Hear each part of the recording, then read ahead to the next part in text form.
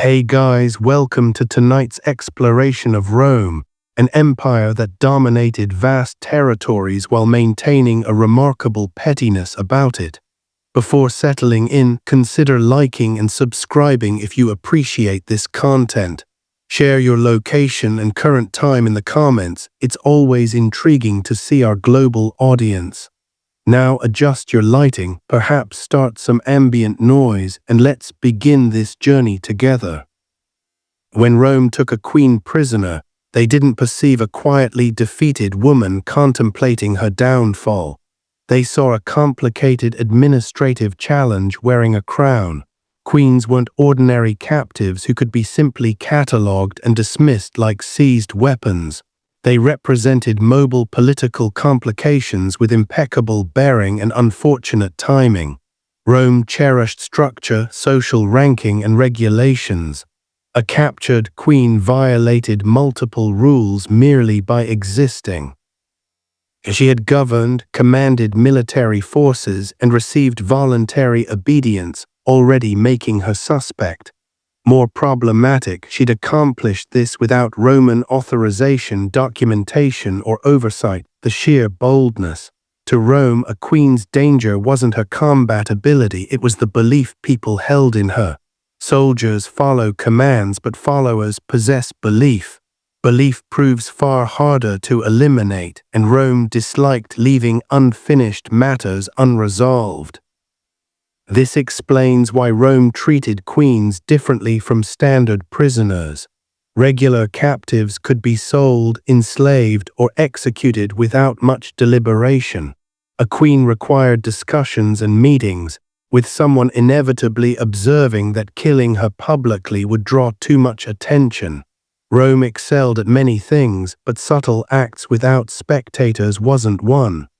Rome possessed remarkable skill at transforming personal catastrophe into communal instruction. A captured queen became a gift, not for her benefit naturally, but for the empire's propaganda apparatus. She could be exhibited, paraded, discussed quietly, and indicated. Rome could communicate wordlessly. This happens when you attempt independent rule. Rome appreciated effective visuals. A queen stripped of authority but kept alive proved more impactful than a dead body. A deceased queen might become a martyr. A living, degraded queen became a cautionary tale with legs. Ego also factored significantly. Rome disliked challenges, particularly from someone wearing a crown who didn't report to a Roman official with a clipboard. The punishment needed to be comprehensive, humiliating, and unforgettable. From the capture moment, a queen's destiny wasn't determined by justice, compassion, or even vengeance.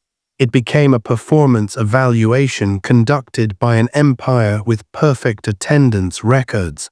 She ceased being a ruler and became a lesson. Rome preferred power organized neatly. Authority flowed upward, stopped at Rome, and didn't question anything. Anything beyond that framework made Romans uncomfortable, and nothing unsettled them more than a competing ruler who appeared perfectly functional without Roman supervision. Kings were bothersome but familiar. Rome had managed kings for centuries. They were predictable, they argued, negotiated, paid tribute, and eventually lost wars in an orderly manner. Queens, however, introduced additional discomfort. Not because Rome had never encountered powerful women, it absolutely had, but because an independently ruling queen broke several unspoken rules simultaneously. A ruling queen suggested that authority didn't require Roman approval, Roman bloodlines, or Roman institutions. Worse, it suggested loyalty could exist outside Rome's carefully managed system. From Rome's perspective, this wasn't rebellion, it was ideological contamination. Rome never officially declared dislike of female rulers. Rome was too sophisticated for that. Instead, Roman writers quietly framed queens as unnatural, excessive, emotional, or dangerously charismatic. Anything suggesting their rule was anomalous rather than legitimate. This concerned control more than gender. Rome disliked anyone making rulership appear achievable without them, and honestly, Rome also hated competition. A queen who successfully governed, inspired loyalty, and resisted Rome made the empire appear temporarily fallible. Rome didn't do fallible, Rome did inevitability. When such a queen was captured, Rome saw opportunity not simply to punish but to correct the narrative. Her capture allowed Rome to declare, "See, this arrangement was always unstable." Her humiliation reinforced the idea that sovereignty beyond Rome wasn't just doomed, it was embarrassing. This explains why Roman punishments for queens were so meticulously designed. They weren't impulsive acts of cruelty, they were lectures delivered in chains. Rome wanted other rulers, regardless of gender, to observe the outcome and internalize the lesson without requiring further explanation. And naturally, Rome never admitted fear, but fear existed. Fear that authority might exist independently. Fear that loyalty could survive conquest. Fear that someone somewhere might watch a queen resist Rome and think, perhaps we could attempt that too. Rome didn't punish captured queens for losing. Rome punished them because they'd once ruled and momentarily ruled effectively. For a Roman enemy queen, capture wasn't the conclusion, it was the administrative phase. The war might be finished, the city burned, the army scattered, but Rome was only beginning. Rome never rushed consequences, it preferred savoring them. Once a queen was taken alive, her fate ceased being about battlefield realities and became scheduling matters. She was no longer a combatant, she was an asset, and Rome, like any competent empire, didn't waste assets. Captured queens were transported carefully, not gently, just carefully enough, ensuring they arrived intact. You cannot stage a public lesson if the lesson expires during transport. Guards were instructed to keep her alive, visible, and unmistakably defeated. This wasn't mercy, it was preparation. Rome also understood that time itself was weaponized. Weeks or months might pass between capture and public punishment. During that silence, rumors spread. Had she survived? Was she executed? Was she being paraded through Roman streets? Uncertainty performed fear's work long before chains ever clinked. Meanwhile, Roman officials debated what role she'd play. Would she march in a triumph, be kept alive as leverage, quietly eliminated later? Rome loved options. A captured queen gave the empire flexibility, and Rome valued flexibility nearly as much as making examples. For the queen herself, this waiting period was its own punishment. No information, no timeline, no control. She'd commanded armies and peoples, and now her future depended on men discussing her fate between wine cups and administrative complaints. It was power stripped to its absence.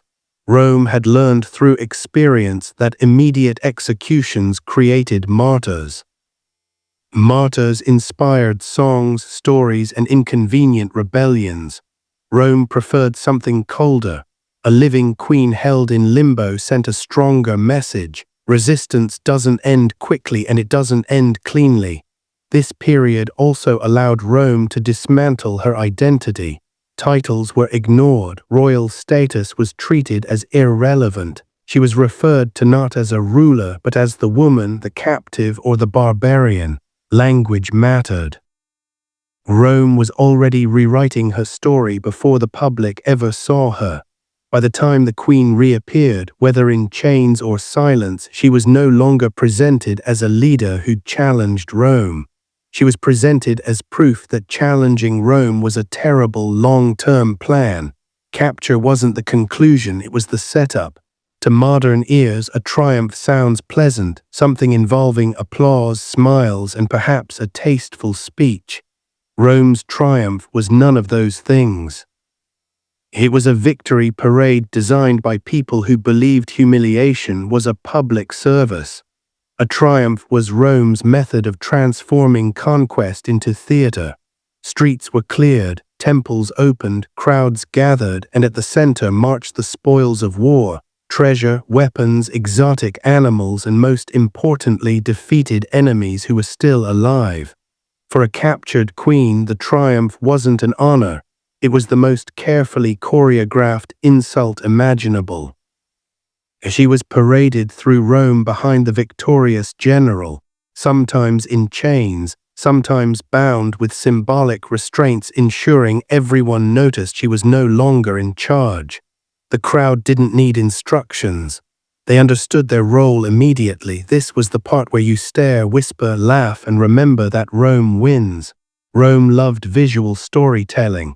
The queen's presence was meant to contrast sharply with the general riding high, wrapped in purple, pretending to be almost divine for the day. She walked. He rode, she followed, he led. The message was so clear it barely needed translation. Her appearance was deliberately foreign. Roman triumphs emphasized difference, strange clothing, unfamiliar jewelry, unusual hairstyles, all designed to reinforce the idea that she came from a lesser world that had been neatly folded into Roman dominance. Rome didn't just conquer territories, it conquered narratives. The crowd mattered. Rome could have punished her privately. It chose not to. A punishment unseen was a wasted opportunity. Tens of thousands of people watching ensured the humiliation would echo far beyond the city. Stories would spread, travelers would repeat them. Future rebels would picture her before ever lifting a sword, and Rome enjoyed the delay. The triumph often happened long after the war ended.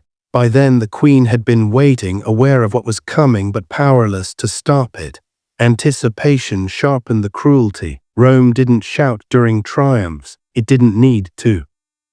Silence, chains, and contrast did all the work. The queen's role was simple: exist as living evidence of Roman inevitability. By the time the triumph ended, the lesson had already been delivered. Everything that followed was just administration. Rome understood something fundamental about power. You don't just defeat an enemy, you redesign how they're seen, and nothing reshapes perception faster than clothing. For a captured queen, what she wore during punishment was never accidental. It was costume design for an empire that treated humiliation like fine art. Queens who'd once appeared in royal robes heavy with symbolism and authority were stripped of everything that made them look like rulers. Their clothing during a triumph was chosen carefully, exotic enough to mark them as foreign, elaborate enough to draw attention, and unfamiliar enough to invite mockery. Rome wanted the crowd to see difference first, dignity second, and humanity somewhere much later. This wasn't about comfort, it was about contrast. Roman spectators were meant to compare the defeated queen's appearance to the victorious general towering above her in ceremonial purple. One embodied order and civilization. The other embodied chaos that had been corrected. Rome loved a visual metaphor it didn't have to explain. Even jewelry mattered. Items that once signaled power were reduced to curiosities. Necklaces became trophies. Crowns became props. Sometimes queens were allowed to wear symbols of their former status, not out of respect, but because seeing authority emptied of power was more satisfying than seeing it removed entirely.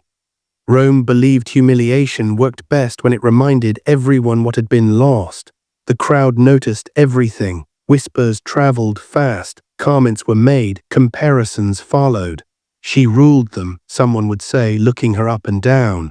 Rome relied on that reaction. The empire outsourced part of its punishment to public opinion. There was also a deeper message hidden in the fabric. By emphasizing foreignness, Rome reinforced the idea that this queen had never truly belonged in the world of power. Her rule was framed as a strange anomaly rather than a legitimate system. Rome didn't say she was unfit to rule, it let her clothing suggest it. For the queen herself, the effect was devastating. Clothing is identity. To be forced into garments that redefined you in front of thousands was to have your past rewritten in real time. She was no longer seen as a ruler who lost a war. She was seen as a spectacle who never should have ruled at all. Rome didn't need words, the fabric did the talking. If Rome wanted to make a point absolutely unmistakable, it added children, not as an accident, not as collateral damage, but as a feature. When captured queens were paraded in triumphs, they were sometimes forced to appear alongside their children. This wasn't done out of cruelty alone, although cruelty was very much present, but out of calculation. Rome understood that nothing communicates total victory like demonstrating control over the future. A queen without heirs could still inspire rebellion. A queen whose children stood beside her in chains, that was finality with a bow on top. To Roman spectators, the message was devastatingly clear. Not only had Rome defeated the ruler, it had neutralized the bloodline. No avengers waiting in the wings. No rightful heirs growing up beyond Rome's reach. The story ended here in the street in front of everyone. Rome liked clean endings. The presence of children also softened the queen's image in a very specific way, not toward sympathy, but toward inevitability.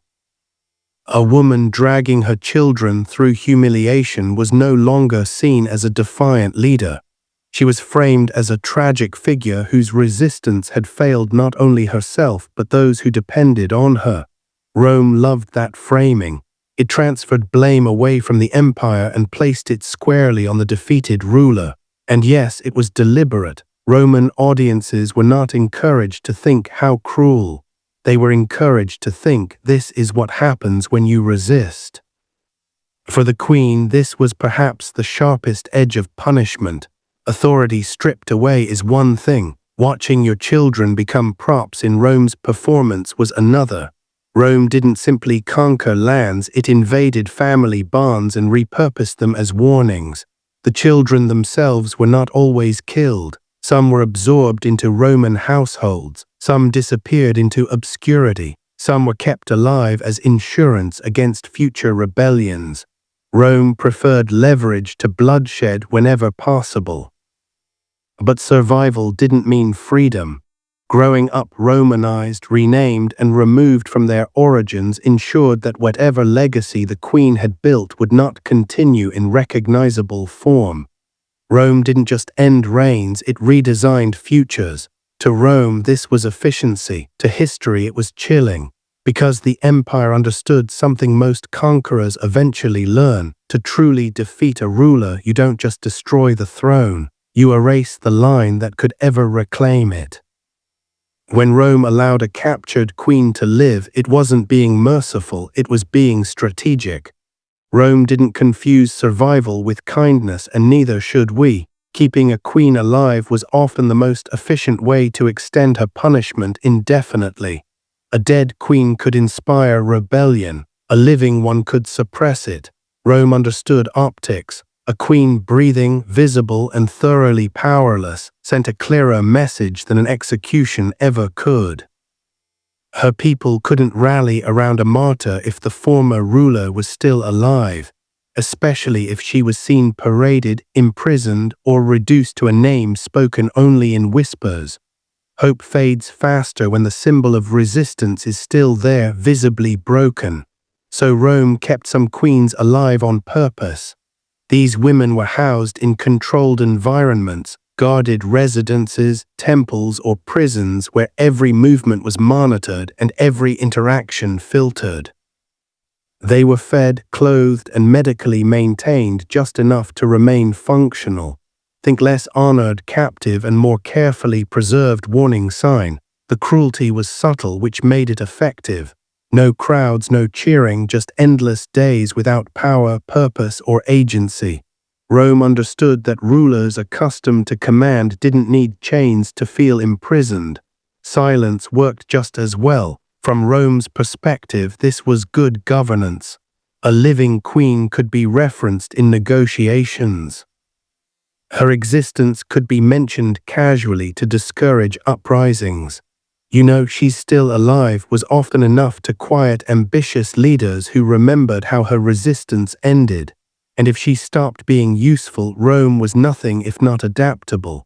Survival also allowed Rome to reshape her story. Over time, the queen became less a ruler and more a rumor. Roman writers redefined her as misguided, reckless, or doomed by her own ambition. The longer she lived under Roman control, the easier it became to convince everyone that her rule had always been unstable. From the queen's perspective, survival was a slow dismantling. Each day erased another layer of identity. No court, no authority, no voice, just existence without influence. Rome didn't need to torture her physically. It let time do the work. Because for an empire obsessed with control, the most satisfying punishment wasn't death. It was watching power fade, one quiet day at a time. Roman imprisonment wasn't about iron bars and dramatic dungeon scenes. That would have been far too obvious. For captured queens, imprisonment was subtler and far more effective. Rome didn't just lock them away, it removed everything that had ever made them dangerous. A queen in captivity was not treated like a criminal. She was treated like an inconvenience that needed to be contained politely. She might live in a guarded villa, a temple complex, or a carefully monitored residence rather than a cell. From the outside, it could almost look comfortable, and that was the point. Rome understood that visible comfort softened outrage. A queen kept alive, fed, and housed allowed Rome to claim moral superiority while quietly dismantling her authority. No chains were needed when no one listened to her anymore. The true prison was isolation. Queens were separated from supporters, advisors, and anyone who might remind them of who they'd once been. Communication was controlled, visitors were filtered, letters vanished mysteriously. Rome didn't forbid contact outright, it simply made sure nothing meaningful survived the process. And then there was routine, endless, dull, carefully structured routine. No decisions to make, no orders to give, no audience. For someone raised to command, routine was a form of psychological erosion. Each day stripped away another layer of relevance. Rome also understood the power of uncertainty. Queens were rarely told how long they'd be held. Days blurred into months, months into years. The future existed only as a vague administrative possibility discussed somewhere far away by men who never intended to include her. Occasionally, a Roman official would visit, not to negotiate, not to threaten, just to observe. To remind her that Rome still remembered she existed and that Rome alone decided when she stopped existing. This was not mercy, it was management. Rome preferred queens alive but inert, visible but silent, remembered but powerless. A living ruler with no authority was proof that Rome's dominance extended beyond battlefields and into identity itself. And for the outside world, the message was quietly reinforced. Resistance doesn't end with death. Sometimes it ends with years of waiting in a comfortable room where nothing you say matters. For Rome, this was elegant punishment. No blood, no noise, just control applied slowly, relentlessly, and with impeccable organization. One of Rome's favorite tools was time, not speed, not urgency, but time. Rome understood that uncertainty could grind a person down far more efficiently than chains ever could. So when it came to captured queens, Rome rarely announced plans, it simply waited. Queens were almost never told what would happen next. Execution was not scheduled, release was not discussed. There was no calendar, no countdown, no sense of progression, just days that blended together, each one quietly identical to the last. Rome believed clarity was a privilege and defeated rulers had not earned it. From Rome's perspective, this was excellent policy. A queen who didn't know her fate couldn't plan, couldn't hope properly, and couldn't prepare herself emotionally for anything in particular. Hope without direction becomes anxiety, and anxiety is exhausting. Rome outsourced much of its punishment to the human mind. Some queens waited months, others waited years. A few waited long enough that their names faded from conversation. their rebellions reduced to footnotes, their existence remembered only by guards who rotated shifts and administrators who filed reports. Rome had patience, empires always do, and Rome enjoyed flexibility. A living queen could be useful today and inconvenient tomorrow. If her former people stirred, her survival could be mentioned casually as reassurance or threat. If political winds shifted, her execution could be delayed indefinitely. Rome liked options, certainty limited options. The uncertainty also worked outward. Other rulers heard rumors, she's still alive. No, she's been killed. No, she's in Rome. Confusion spread, fear followed. Rome didn't need to clarify. Ambiguity did the job beautifully. For the queen, this was perhaps the cruelest phase. She'd already lost power. Now she lost time itself. Days passed without meaning. Years dissolved without milestones. Waiting became existence. Rome didn't take her life, it took her future and refused to explain why. Occasionally hope returned. A new governor, a new emperor, a change in policy. Perhaps mercy would come. Rome allowed those thoughts to live just long enough to be crushed quietly by silence. Rome didn't rush punishment because it didn't need to. The empire had learned something profound. When you control the timeline, you control the person. And so the queen waited and waited and waited, because Rome believed the most effective punishment was not knowing when the story ended. Popular imagination likes its executions loud, theatrical, and soaked in spectacle. Rome, however, was a practical empire. When it came time to finally end a captured queen's life, drama was usually unnecessary. The performance had already happened. The lesson had been delivered. What remained was administration. Most executions of captured queens were deliberately private. No crowds, no speeches, no emotional closure. Rome had already used the queen as a symbol in triumphs, rumors, and years of captivity. There was no need to repeat the message. Repetition risked sympathy, and Rome disliked sympathy almost as much as rebellion. Execution, when it happened, was often handled inside prisons or controlled residences.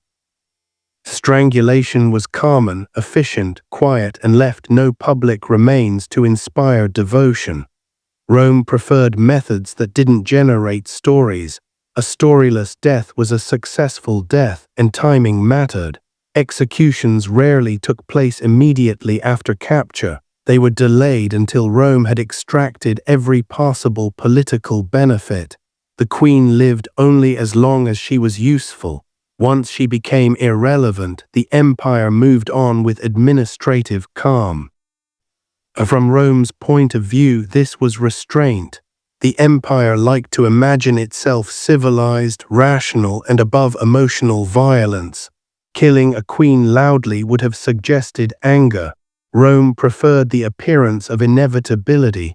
This is simply how things conclude, the silence seemed to say. For the queen, the end came without ceremony. No final speech, no chance to reclaim dignity, no dramatic resistance, just the quiet realization that the waiting had ended and Rome had decided she was no longer necessary. And for the world outside, the absence of drama mattered.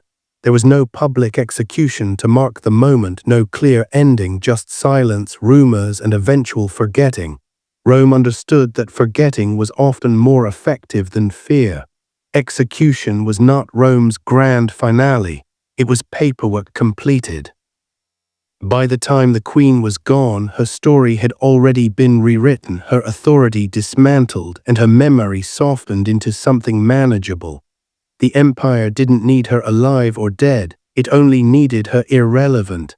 And when that condition was met, Rome closed the file. Rome liked to separate spectacle from consequence. The applause came first, the silence came later. By the time a captured queen was executed, the crowd had long gone home. The triumphal decorations had been taken down, and Rome had already moved on to its next victory. This timing was not accidental, it was policy. Public punishment was for education, death was for closure. Rome understood that crowds were unpredictable. Public executions could stir sympathy, outrage, or inconvenient emotional attachment. A queen killed in front of an audience risked becoming something Rome hated deeply, a martyr. Martyrs inspire stories. Stories inspire resistance. Rome preferred endings that produced paperwork, not legends. So the execution often happened after the city had finished celebrating. When the cheering stopped, when the general returned to private life, when the spectacle faded from memory, that was when Rome acted quietly, efficiently, without witnesses who might care. To the Roman public, the queen simply vanished. One day she was a name whispered during the triumph. The next she was no longer mentioned. Silence replaced outrage. Silence replaced curiosity. Rome trusted silence to do what violence could not. This delay also allowed Rome to control emotional distance. By the time death came, the queen had already been reduced to an abstract idea. No longer a living figure walking the streets in chains, she became a rumor, a footnote, a former problem that had been handled. Executing her at that point felt less like cruelty and more like closing a chapter everyone had already stopped reading. Rome also benefited diplomatically. Executing a queen immediately could provoke backlash from allies, relatives, or dependent kingdoms. Waiting allowed tensions to cool. By the time death occurred, objections had lost urgency. Rome was very good at letting outrage expire naturally. For the queen, this timing added one last cruelty. The execution came not at the height of attention, but after isolation, waiting, and erasure. There was no dramatic end, just the quiet realization that Rome had finished using her. Rome did not want its enemies remembered at their strongest. It wanted them remembered at their weakest or not at all. And so the queen died not as a ruler, not as a rebel, not even as a symbol. She died after the applause when no one was listening, which from Rome's perspective was exactly the point. For Rome, killing a queen was not always the final step. Sometimes it was unnecessary. Sometimes it was inefficient. The most thorough punishment was not death but disappearance. Rome had a talent for making people vanish without ever leaving a body behind. Erasure was subtle. It didn't require chains, guards, or witnesses. It required scribes. Roman historians, poets, and officials controlled the narrative, and they used that power generously. Queens who'd once commanded armies and territories were reduced to brief mentions, distorted anecdotes, or vague warnings about barbarian women. Their names were misspelled, minimized, or omitted entirely. Rome didn't deny that these queens existed, it simply made sure they didn't matter. This was not accidental. Rome understood that memory is power. If people remember a ruler clearly, they may remember why they followed her. If they forget her, loyalty dissolves on its own. Rome preferred forgetting. It required no troops. In some cases, queens were absorbed into Roman life so quietly that history lost track of them altogether. They were renamed, reassigned, married off, converted into polite footnotes living under Roman supervision. Official records stopped referring to them as queens. They became wives, daughters, or foreign women, stripped of the very titles that once made them threatening. Even when queens were remembered, Rome rewrote their personalities.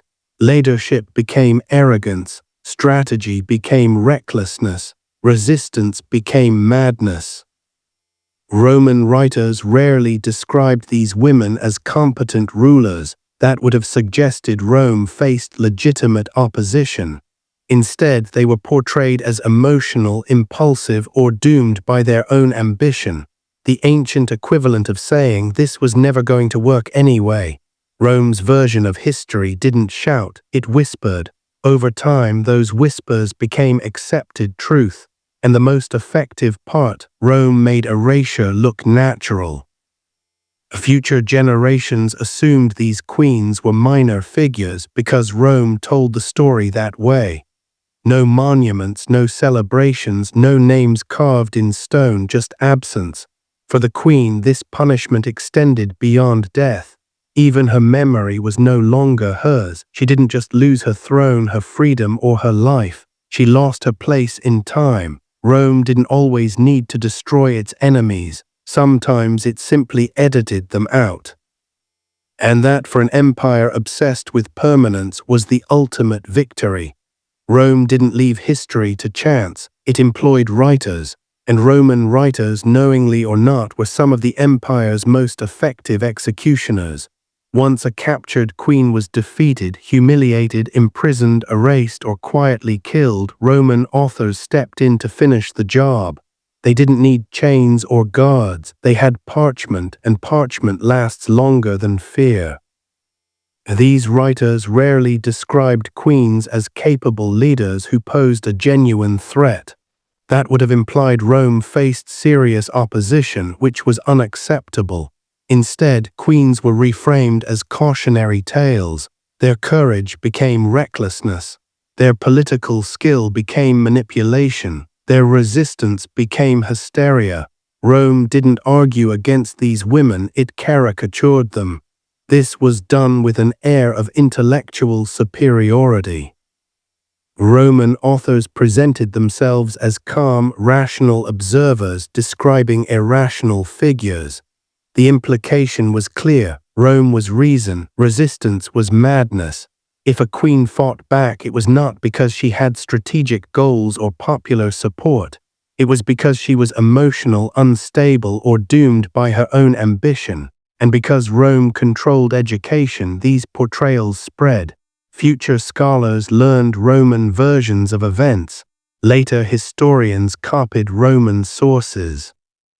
The queens became what Rome said they were, not because it was accurate, but because it was written first and written often. What makes this particularly effective is how subtle it was. Roman writers didn't scream insults, they sighed, they shook their heads on the page. They framed the queen as someone who might have succeeded if only she'd known her place.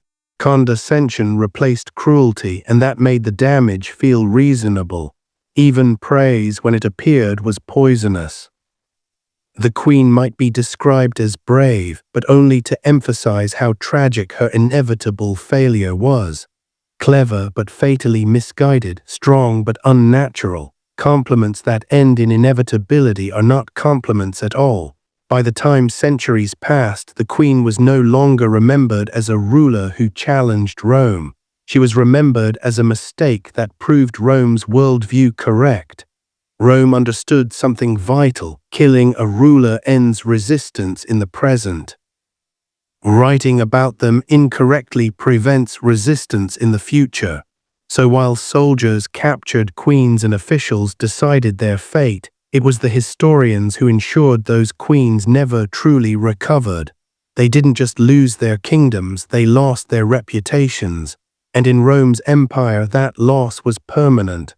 Rome never punished captured queens for their own sake. That would have been inefficient. Rome punished them for the benefit of everyone else. Every chain, every parade, every carefully timed disappearance was aimed outward, not inward. The queen was merely the delivery system. Empires survive on reputation. Rome knew this.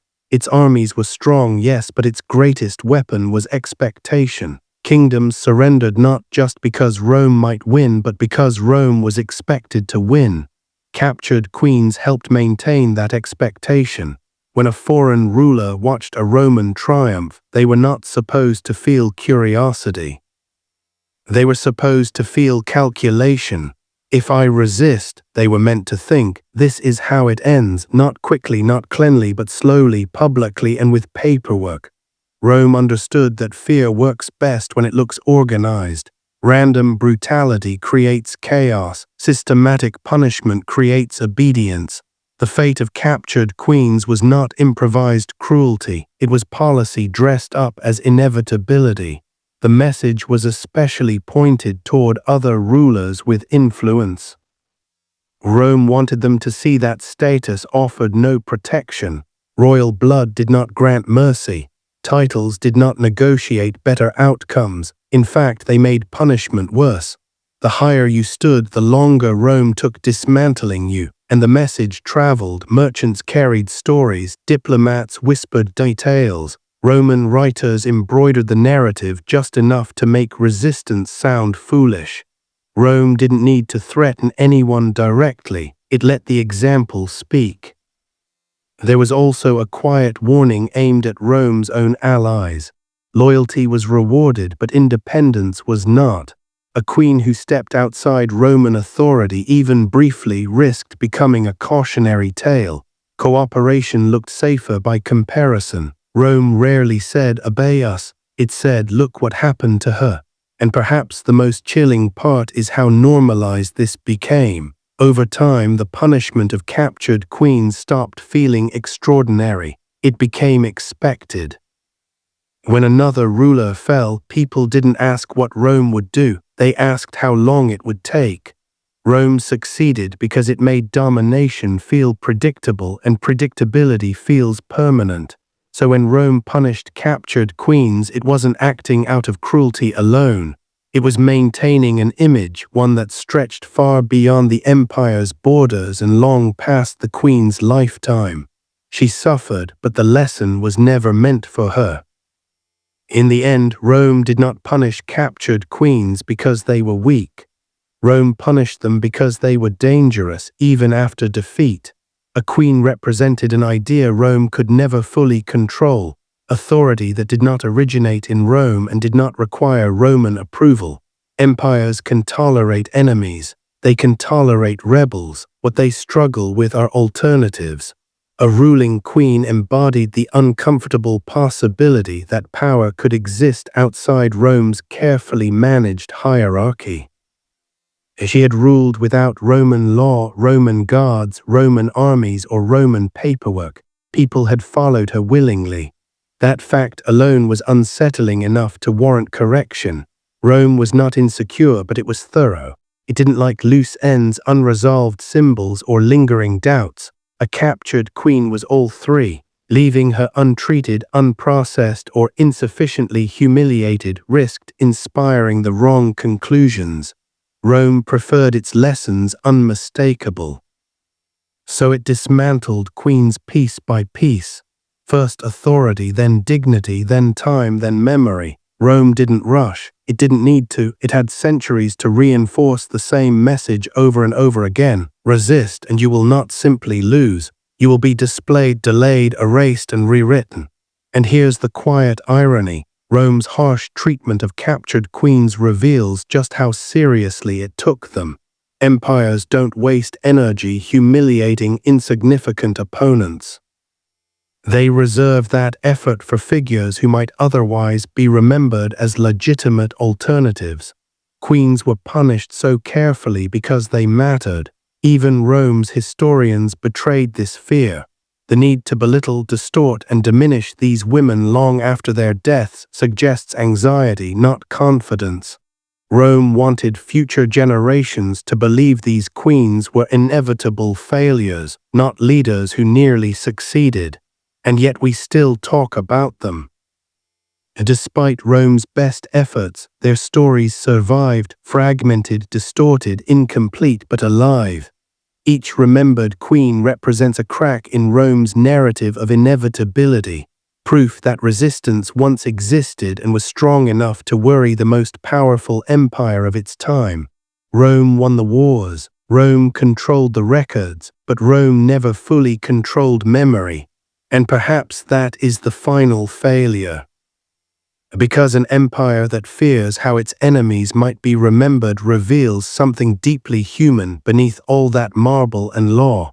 Even Rome was afraid of being challenged. Medieval London did not create crime, but it certainly made it comfortable.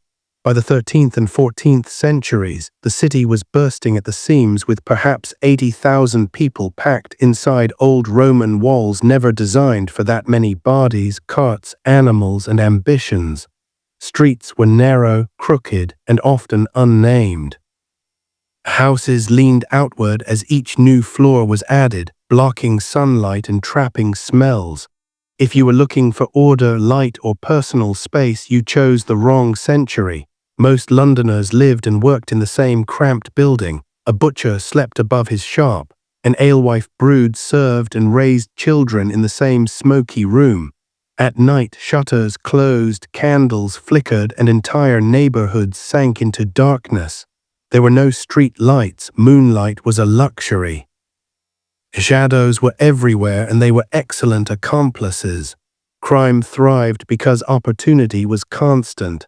Crowded markets meant distracted customers. Pilgrims and foreign merchants arrived daily with purses full of coin and no idea where they were going. The taverns spilled drunk men into the streets after curfew. Apprentices slept 10 to a room.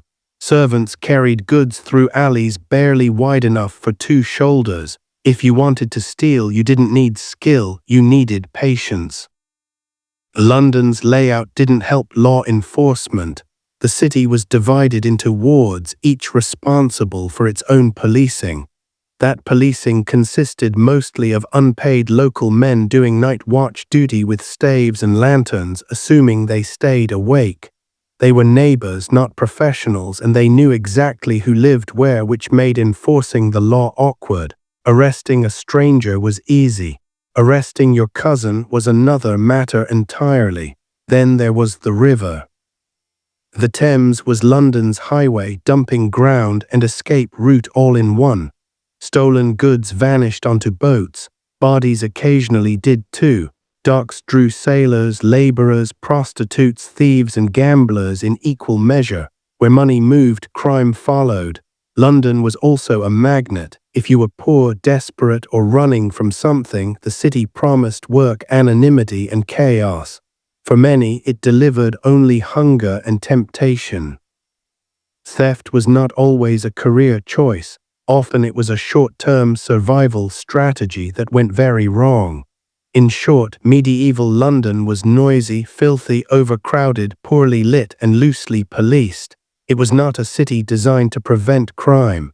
It was a city that quietly invited it in, shut the door, and pretended not to notice until someone screamed. If medieval London had a background noise, it was the rustle of fingers where they didn't belong. Pickpocketing was the most common crime in the city and also the hardest to stop. Crowds were everywhere. Markets, churchyards, processions, executions, and festivals all packed people shoulder to shoulder. Where bodies pressed together, hands wandered. The typical target was not a wealthy noble, it was the ordinary man who carried his entire fortune on his belt. Coins were kept in purses tied with cords, worn openly for convenience and necessity. There were no banks for daily wages. If you earned money, you carried it, and if you carried it, someone noticed. Cut purses specialized in removing those purses with small knives, slicing cords cleanly and quietly. The victim often felt nothing until the weight was gone. Some thieves worked alone, but many operated in groups. One person bumped the target, another shouted or spilled ale, a third made the cut. By the time confusion settled, the purse had already changed hands twice. Children were frequently involved. Orphans and runaways learned quickly that small hands raised less suspicion. They were trained to watch for distracted merchants, drunk sailors, or pilgrims staring at relics instead of their belongings. If caught, children might be beaten or branded, but many judges hesitated to hang them. This made them useful tools in a brutal system. Markets were prime hunting grounds. Buyers focused on haggling, sellers focused on profit, thieves focused on both. Church crowds were equally tempting. Piety didn't protect your purse, and sermons about sin did little to discourage someone who hadn't eaten in days. Punishment for theft depended on value. Small thefts might result in fines, time in the stocks, or whipping. Larger sums meant branding on the cheek or forehead, marking the thief forever.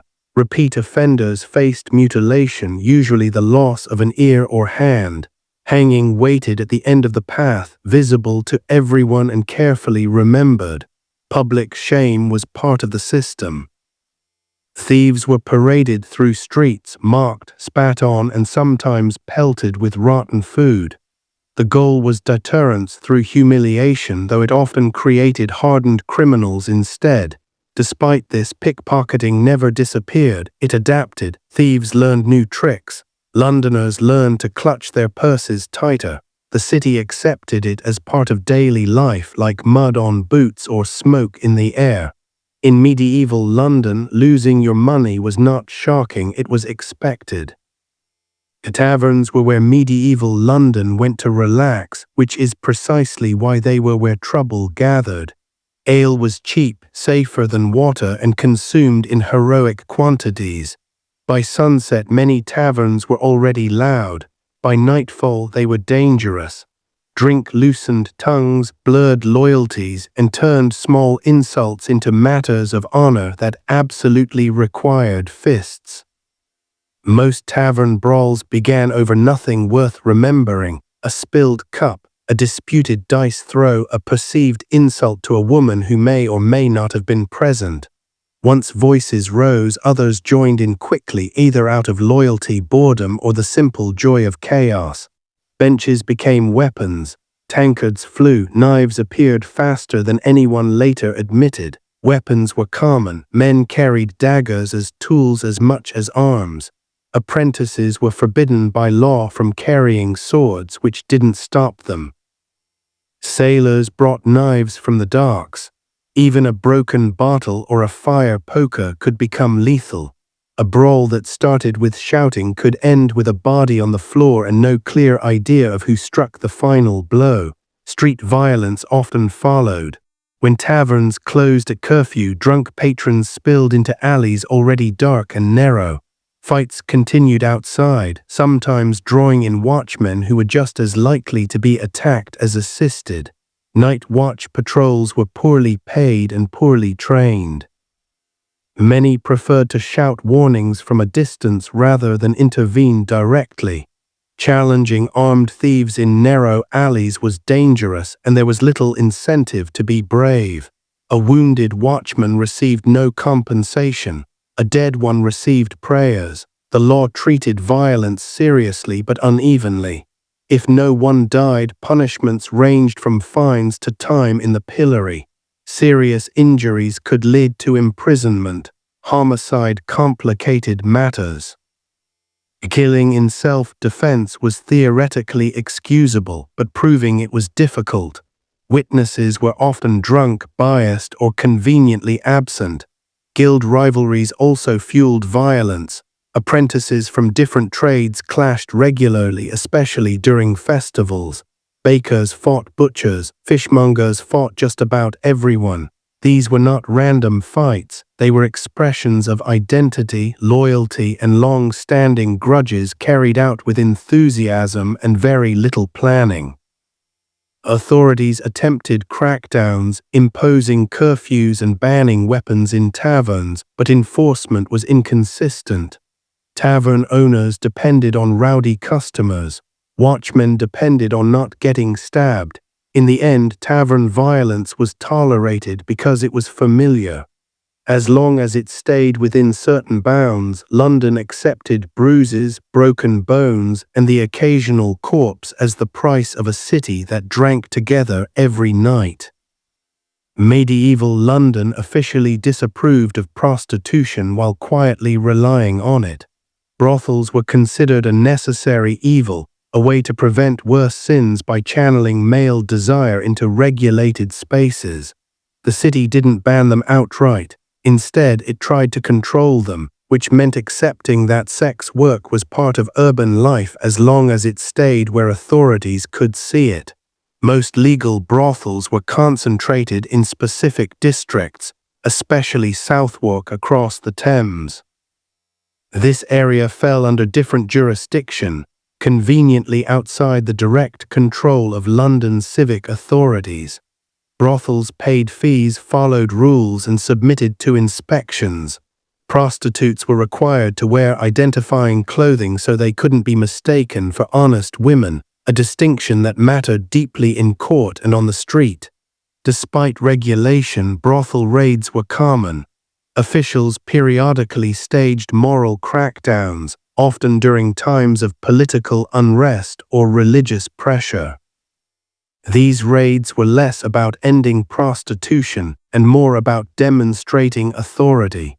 Women were arrested, fined, publicly shamed, or briefly imprisoned, then released back into the same system that had just punished them. Clients were rarely targeted. Men caught during raids were usually warned or ignored entirely unless they were clergy, married, or politically inconvenient. The burden of morality fell almost entirely on women, especially those without powerful protectors. Illegal brothels also thrived. Some operated out of taverns, bathhouses, or private homes. Others were little more than rooms rented by the night. These spaces lacked protection and were more vulnerable to violence, theft, and exploitation.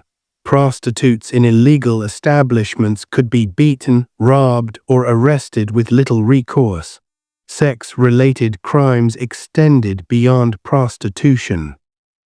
Adultery, fornication, and sodomy were all subject to punishment, though enforcement depended heavily on witnesses and reputation. Accusations could destroy lives even without proof. A woman's word carried less weight than a man's, and a poor woman's word barely registered at all. Punishments ranged from fines and public penance to imprisonment. In severe or repeated cases, banishment from the city was possible. Public shame was again the preferred weapon. Offenders were paraded, named, and marked as moral failures, their reputations permanently damaged. Brothel raids gave the appearance of moral order while changing very little. The city needed sex workers, sailors needed distraction, and officials needed revenue. Crime in this case was not something medieval London wanted to eliminate. It simply wanted to manage it quietly, preferably without admitting how dependent it truly was. Theft in medieval London was not just a crime, it was a public spectacle waiting to happen. The city believed deeply in visible punishment. Justice was meant to be seen, remembered, and feared.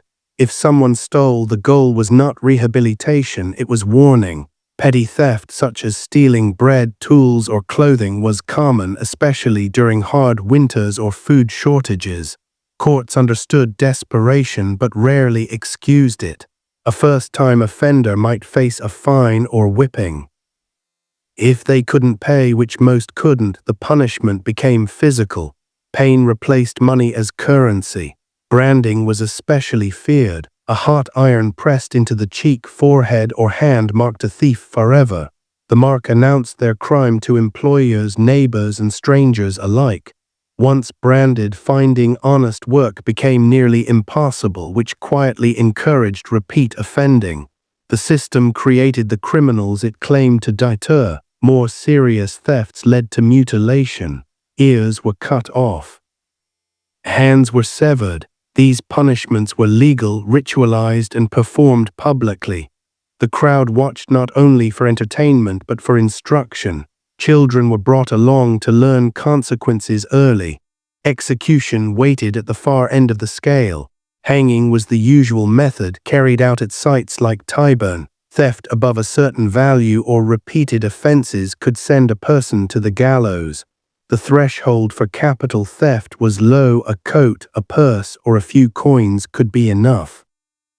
Fear shaped daily behavior. Londoners locked chests, hid valuables, and traveled in groups. Shops installed shutters and bars. People memorized faces, especially those of known criminals. Rumors spread quickly, often exaggerating danger, turning strangers into threats. Yet public punishment also bred sympathy. Crowds sometimes prayed for the condemned. Occasionally they intervened, cutting down a hanging body early in hopes of survival. Executions were terrifying, but they were also communal events, blending justice, religion, and uneasy compassion.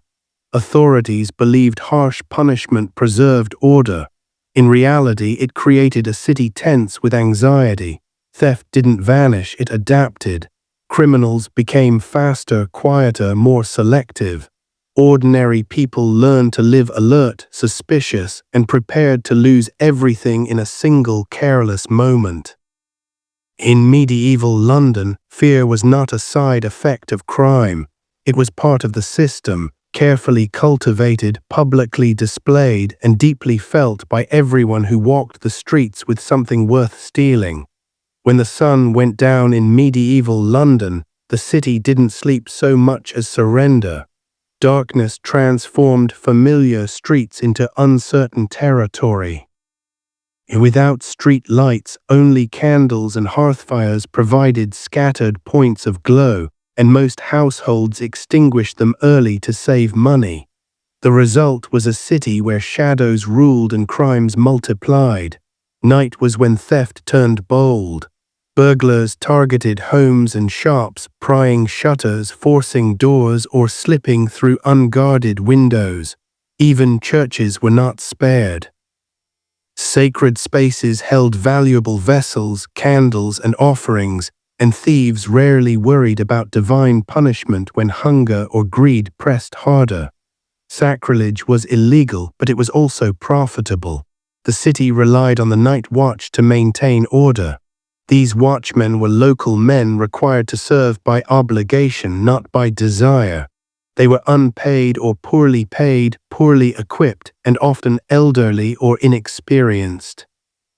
Armed with staves and lanterns, they patrolled wards in small groups, calling out the hours and watching for suspicious activity. In theory, in practice, many dozed, drank, or avoided confrontation. Challenging armed thieves in narrow alleys was dangerous, and there was little incentive to be brave. A wounded watchman received no compensation. A dead one received prayers. Criminals knew this and treated the watch as an inconvenience rather than a threat. Curfews were enforced unevenly.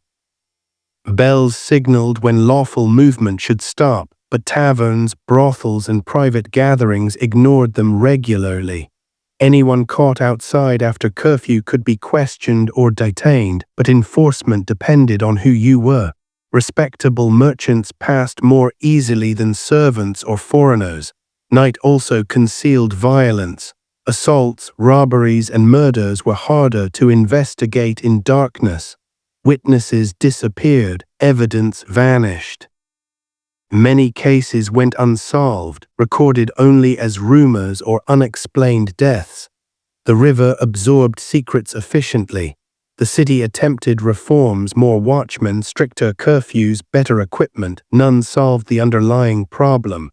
London was too large, too dark, and too crowded for effective nighttime control. For ordinary people, night meant risk. Doors were barred, windows shuttered, families huddled inside. Travel after dark was avoided unless necessary. Those who moved through the city at night did so with purpose, fear, or both. In medieval London, daylight belonged to law and commerce. Night belonged to opportunity, desperation, and the quiet understanding that once darkness fell, help was uncertain and justice could wait until morning. Medieval London's prisons were not places of punishment in the modern sense. They were holding pens designed to keep bodies contained until a decision was made. Justice moved slowly, and while it did, prisoners waited in conditions that were often worse than the sentence itself. The most infamous prison was Newgate. Its reputation alone inspired fear. Prisoners paid for everything: food, bedding, chains, and even the removal of chains. Those with money lived slightly better. Those without it suffered.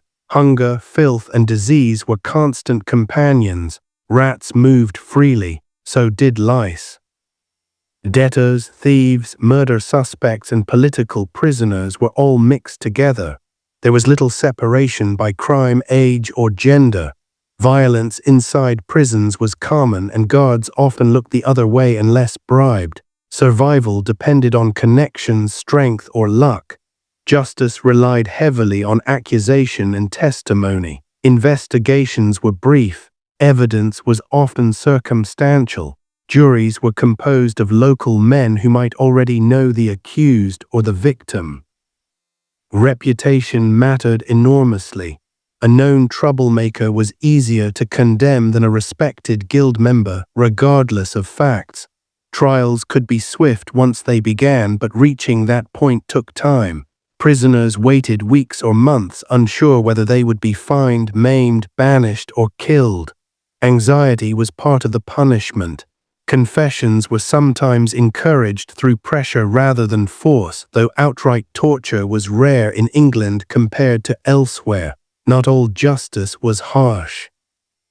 Courts occasionally showed mercy, especially to first-time offenders or those with community support. Pardons were possible, often granted during religious festivals or royal celebrations. Charity existed alongside cruelty, though unpredictably. Public trust in justice was fragile. Some saw courts as necessary protectors, others saw them as tools of the powerful. Corruption was an open secret. Bribes could soften sentences. Influence could erase charges. The poor understood that law was not blind. It looked very closely at your status.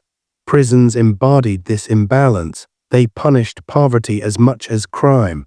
For many, the mere act of being imprisoned destroyed their livelihood, family, and future, regardless of outcome. In medieval London, justice was not only about guilt or innocence. It was about endurance. If you survived the waiting, the filth, and the fear, whatever sentence followed might almost feel like a conclusion rather than a beginning. Execution day in medieval London was not quiet, solemn, or private. It was loud, crowded, and disturbingly festive. When word spread that someone was to hang, people came out in force. Vendors sold food. Children climbed for a better view. What was meant to inspire fear often slid into entertainment. Most executions took place at established sites such as Tyburn, just outside the city. Condemned prisoners were marched through the streets, sometimes tied to a hurdle or cart, giving the crowd time to gather. This procession mattered. It transformed punishment into a moral lesson on display, a final warning delivered step by step.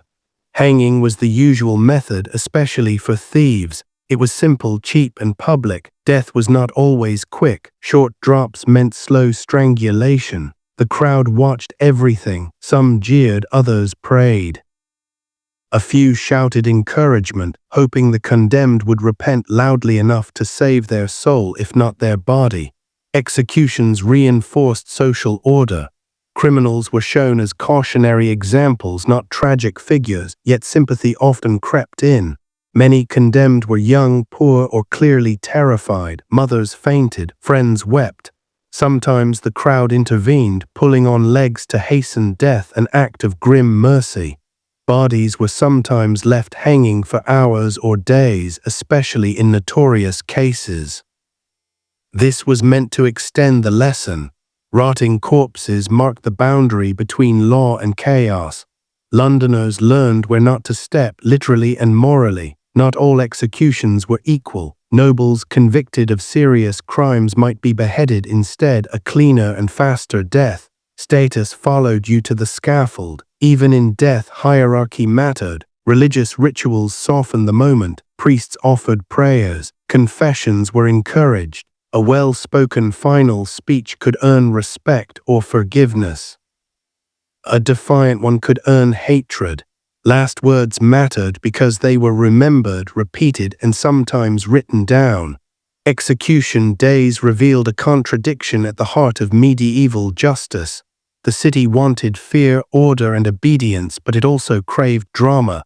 Punishment was law, theatre, and morality play combined. For Londoners, the gallows were not abstract threats.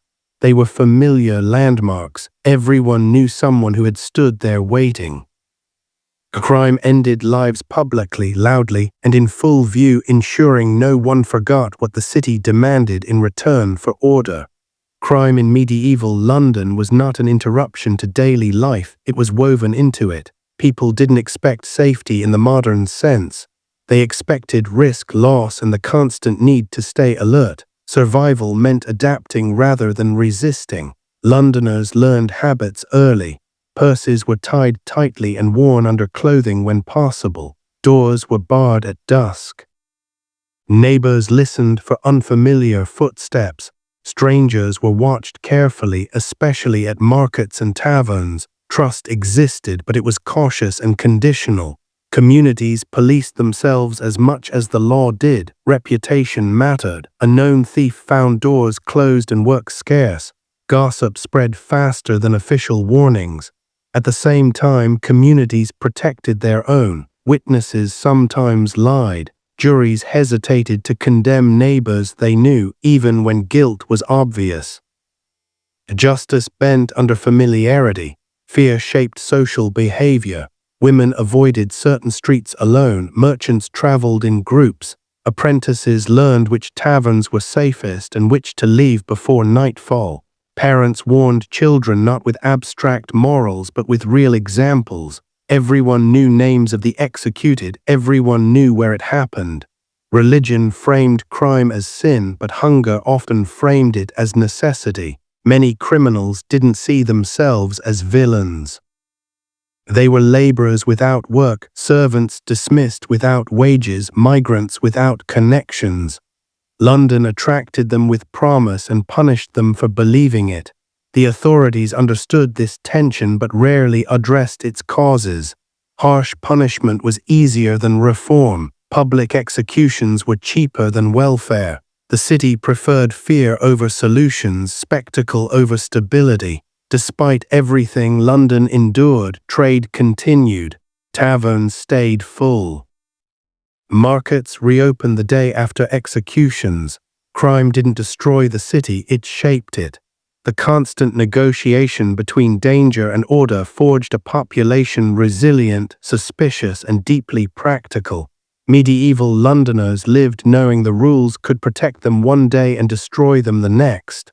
Law was visible, violence was public, and survival depended on awareness more than innocence. In the end, crime in medieval London was not an anomaly. It was a consequence of density, poverty, opportunity, and human nature playing out in narrow streets beneath leaning houses, watched by neighbors who knew exactly how fragile safety really was. Vercingetorix was born into power long before he ever imagined rebellion. His people, the Arverni, were not a minor Gallic tribe tucked away in forests and hills. They were one of the dominant powers of central Gaul, wealthy, militarily respected, and deeply proud of their lineage. To be born Arvernian nobility meant growing up surrounded by authority, expectation, and constant reminders of who you were supposed to become. His family stood near the top of this hierarchy. His father, Celtillus, was no ordinary chieftain. He was influential enough to aspire to kingship, a dangerous ambition in a Gallic world that distrusted centralized power. Among the Arverni, leadership was shared, negotiated, and constantly contested. A man who reached too high risked being accused of tyranny by his own people. From early childhood, Vercingetorix would have been immersed in a warrior aristocracy. Status was proven through courage, generosity, and loyalty, not paperwork or titles. Young boys of noble families were raised to fight, ride, hunt, and endure pain without complaint. Strength was admired, but restraint mattered too.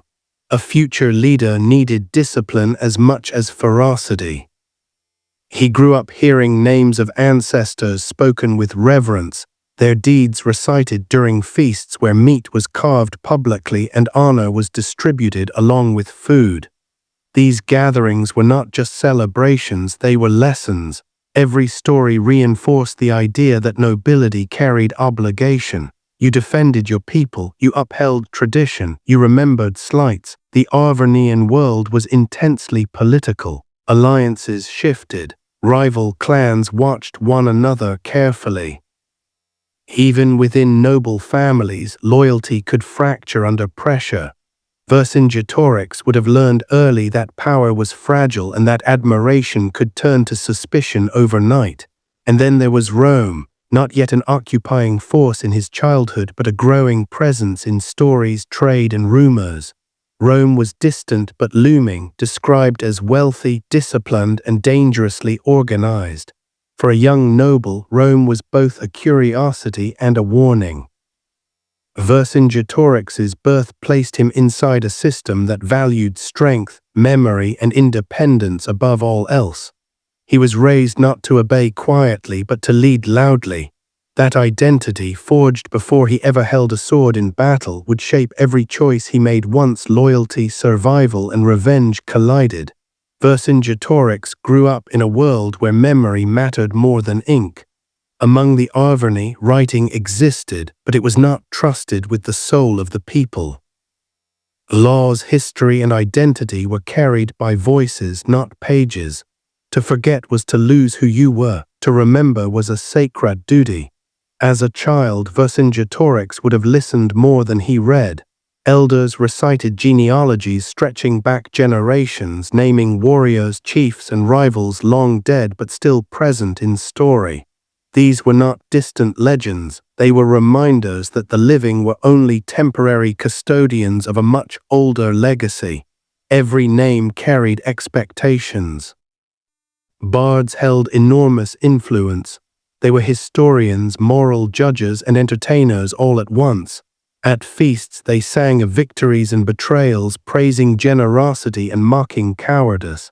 Their words could elevate a man's reputation or quietly ruin it.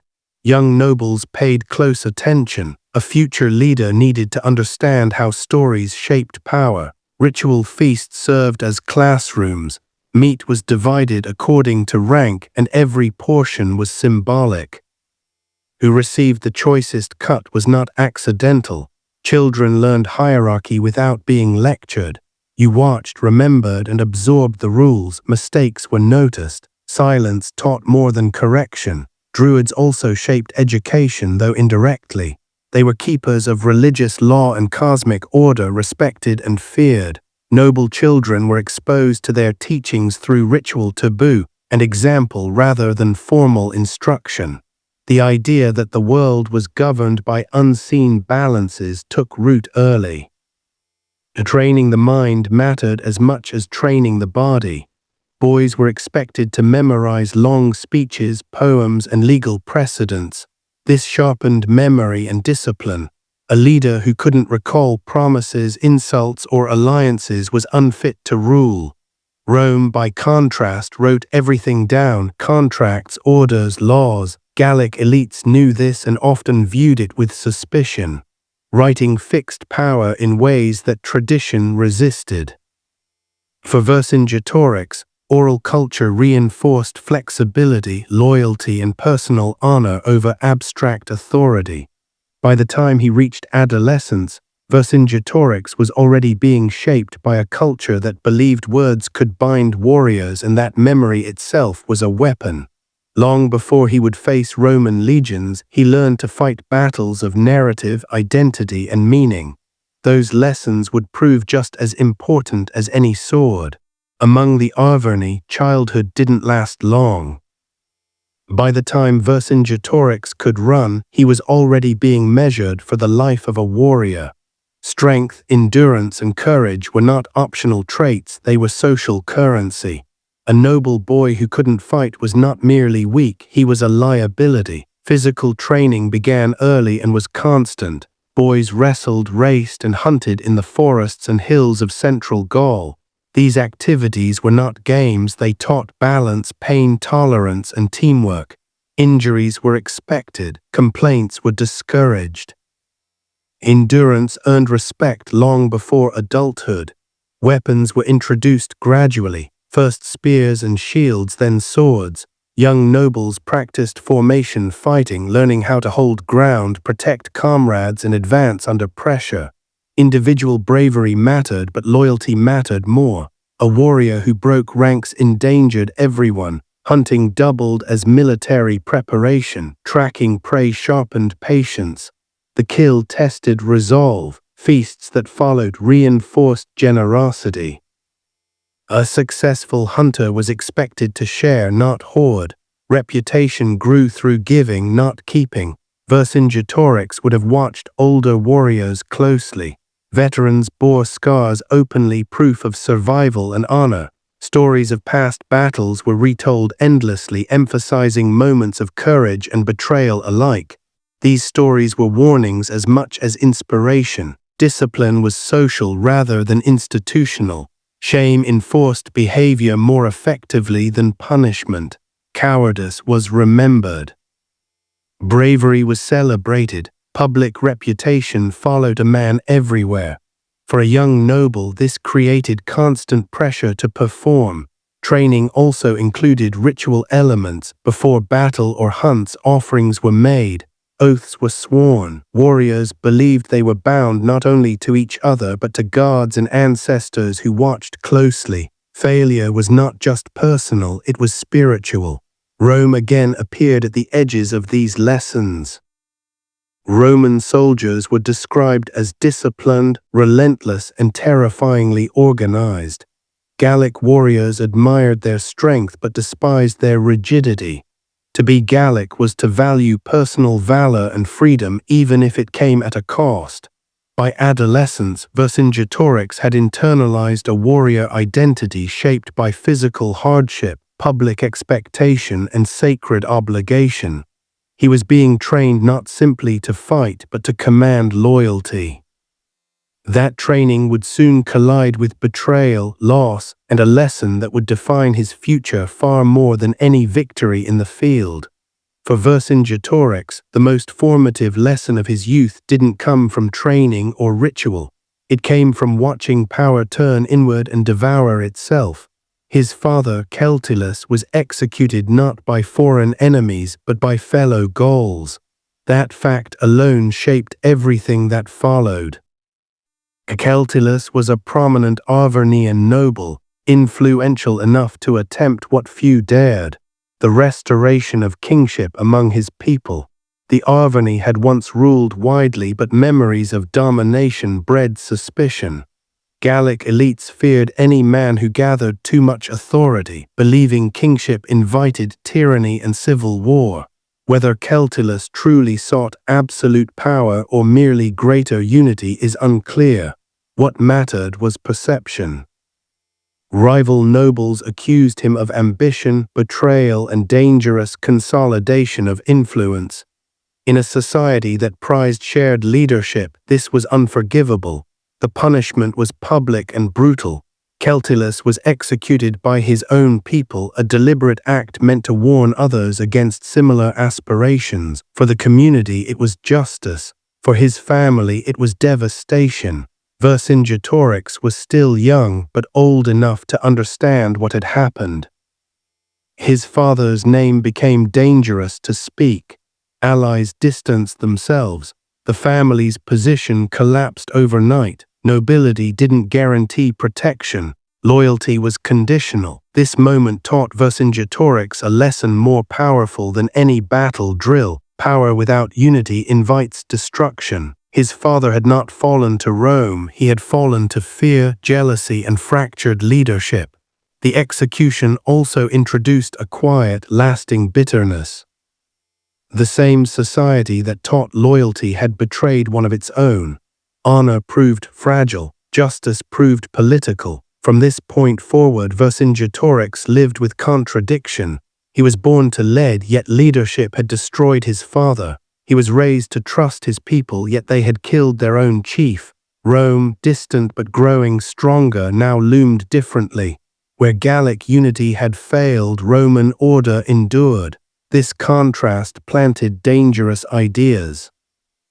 Perhaps the real enemy was not foreign domination, but internal division. Celtillus's death didn't immediately turn Vercingetorix into a rebel, but it stripped away innocence. It taught him that survival required more than courage, it required control of loyalty, narrative, and fear. That lesson would stay with him long after childhood ended, shaping how he would later unite tribes, punish dissent, and accept that rebellion, like leadership, demanded sacrifice. After the execution of Celtillus, Vercingetorix didn't inherit his father's influence, he inherited his danger. The name that once commanded respect now carried suspicion. In a society where memory mattered, association alone could ruin a future. For a time, silence became his safest strategy. Sources are unclear about formal exile, but it's clear that Vercingetorix was pushed to the margins of power. He was no longer welcomed at councils. His family's voice faded. Survival required restraint. A young noble who spoke too boldly risked following his father's path. This period was quiet but formative. Without a public role, Vercingetorix learned to observe. He watched how leaders argued, how alliances shifted, how fear guided decisions more than honor. He learned who benefited from his father's death and who quietly regretted it. Isolation hardened him.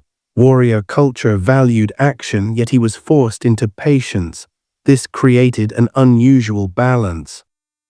He remained trained for violence but learned when not to use it. Many warriors never learned that distinction. He also gained exposure to wider Gaul. Moving beyond the Arvernian heartland meant encountering other tribes, customs, and rivalries.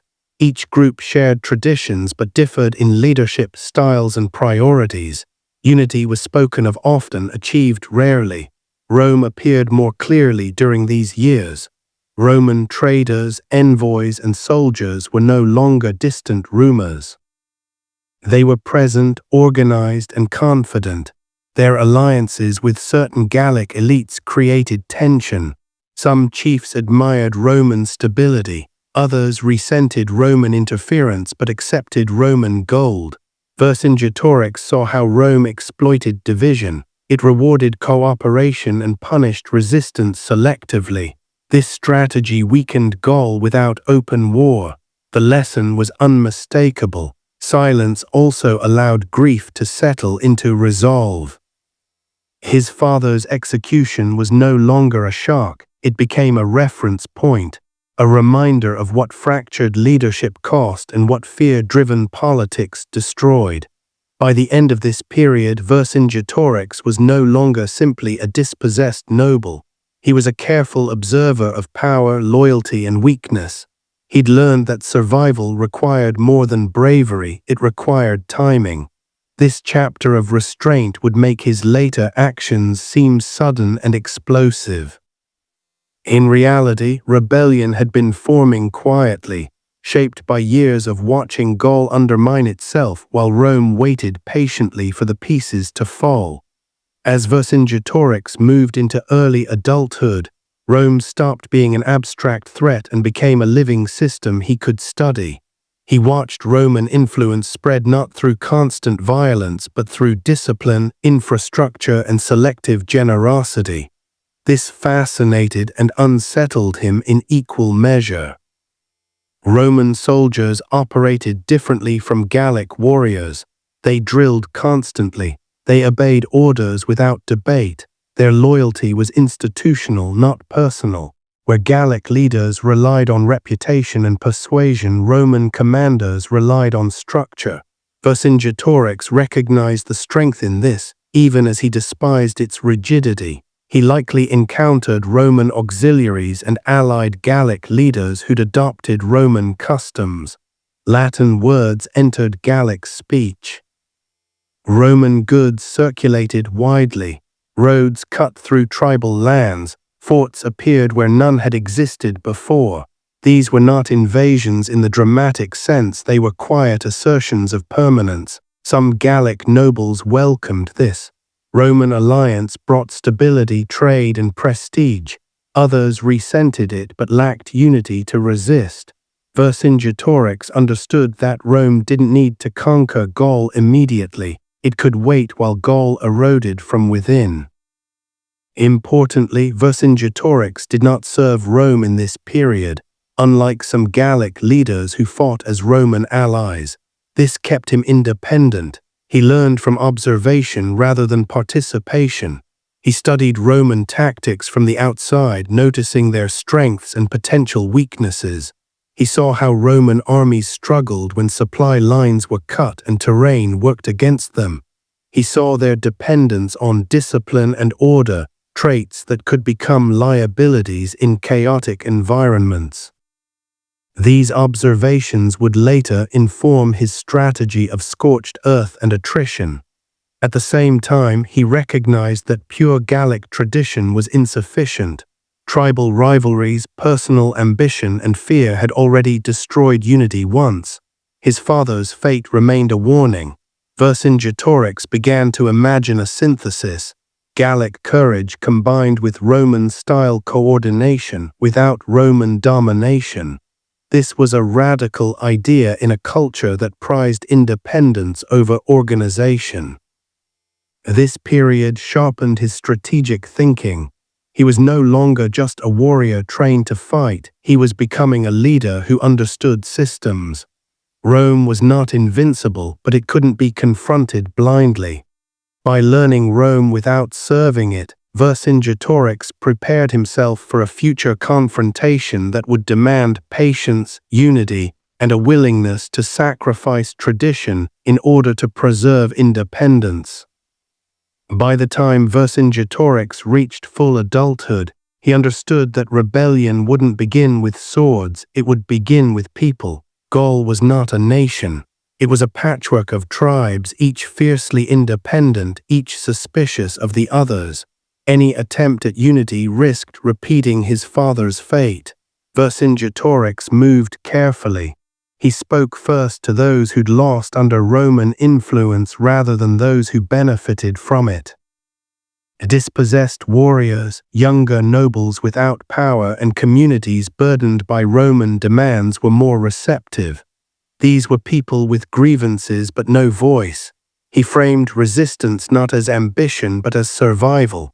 Rome didn't need kings, it needed collaborators. Tribal elites who aligned with Rome gained short-term security but lost autonomy. Vercingetorix emphasized this quietly, allowing others to reach the conclusion themselves. His reputation as Celtilus's son worked both for and against him.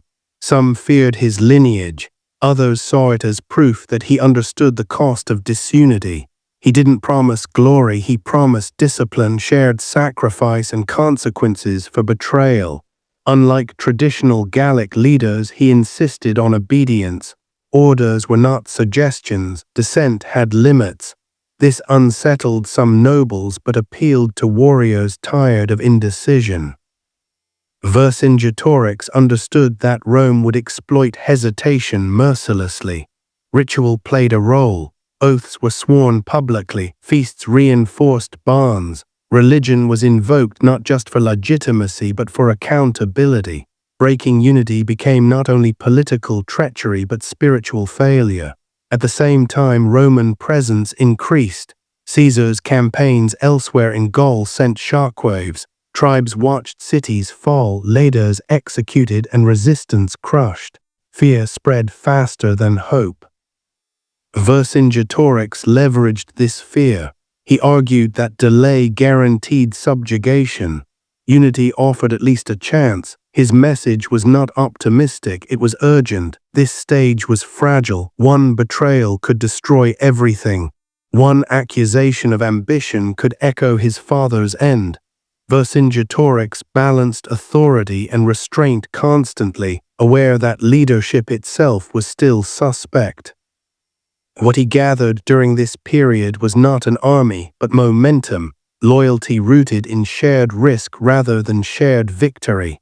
The groundwork was laid not with triumph, but with consent forged under pressure. Rebellion was no longer an idea, it was becoming a possibility. As unity slowly formed, Vercingetorix faced a decision that would define him long before open war began. Resistance against Rome couldn't look like past Gallic uprisings. Meeting Roman legions head-on in traditional battle had failed too many times. Courage alone was not enough, something harsher was required. Vercingetorix chose denial over confrontation. If Rome thrived on supply, order, and stability, then Gaul would become unstable by design. Crops would be destroyed, villages burned, food denied, not just to Roman armies but to Gauls themselves. It was a strategy that demanded obedience and sacrifice on a scale Gaul had never attempted. This decision was deeply unpopular. Gallic identity was tied to land, harvest, and hospitality. Burning one's own fields felt like betrayal. Many chiefs hesitated, some openly resisted the idea. Vercingetorix did not waver. Rome could rebuild. Gaul could not survive occupation. Enforcing this policy required authority bordering on tyranny. Communities that refused faced punishment. Livestock was seized. Leaders were threatened. Unity now had teeth. For the first time, resistance demanded more than enthusiasm. It demanded submission to strategy. This was the shadow of his father's lesson. Celtulus had reached too far without securing obedience. Vercingetorix would not repeat that mistake. Unity would be enforced, not requested. The moral weight of this choice was immense. Families watched their homes burn by Gallic hands. Hunger followed. Resentment simmered. Yet the alternative was Roman seizure, taxation, and permanent control. Vercingetorix framed destruction as temporary suffering for long-term survival. Rome underestimated this resolve. Roman commanders expected rebellion to fracture under pressure. Instead, they encountered scorched land and empty roads. Supply lines stretched thin, discipline strained. This moment marked the true beginning of Vercingetorix's rebellion. Even before battles were fought, he'd transformed resistance from defiance into policy. Gaul was no longer reacting, it was shaping the battlefield. The cost was immense, but the choice was deliberate.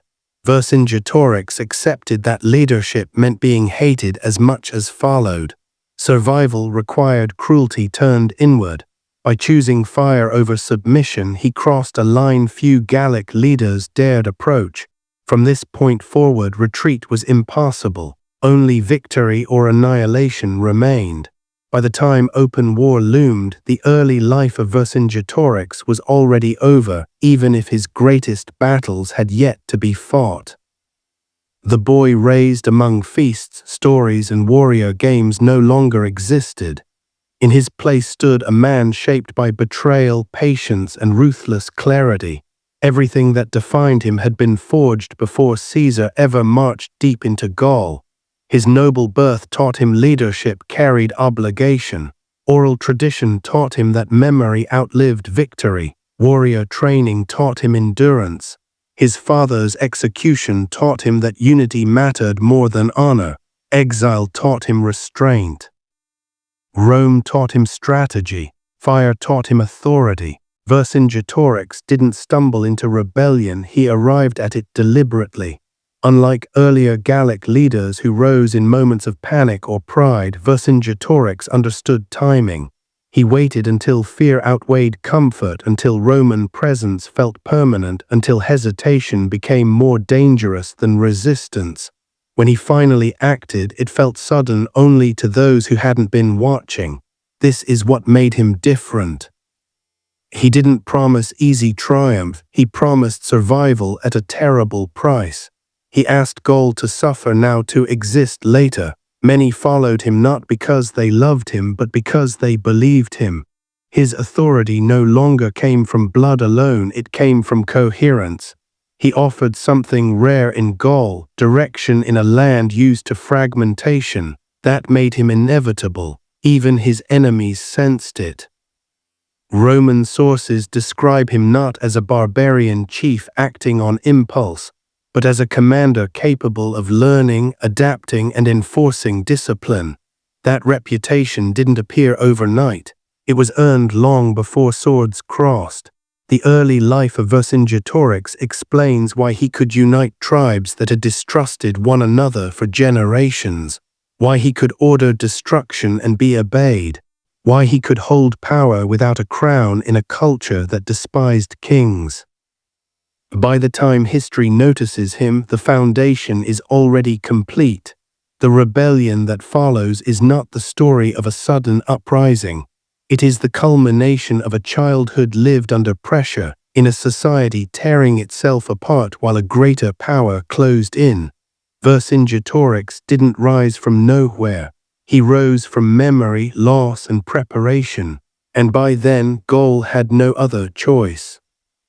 Long before Alexandria rose to dominate Egypt's coastline, Tharnis Heraclean stood watch at the mouth of the Nile, controlling the most important gateway into the kingdom.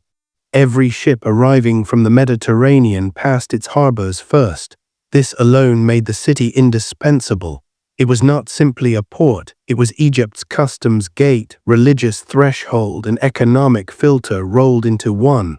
The Nile Delta was Egypt's lifeline, and Tharnis Heraclean sat precisely where river and sea met. Goods flowed through its docks in constant motion. Grain from the fertile interior, papyrus, linen, gold, and sacred offerings moved outward. Wine, olive oil, metalwork, and foreign luxuries moved in. Officials monitored cargo, weighed goods, and enforced regulations long before merchants could trade deeper inland. The city was built for water. Canals replaced streets. Boats replaced carts. Warehouses, temples, and administrative buildings rose along shifting channels that connected the city's many islands. To an arriving sailor, Tharnis Heraclean must have felt alive, almost floating, with traffic moving in every direction and ritual activity woven directly into commerce. Power here was not only economic.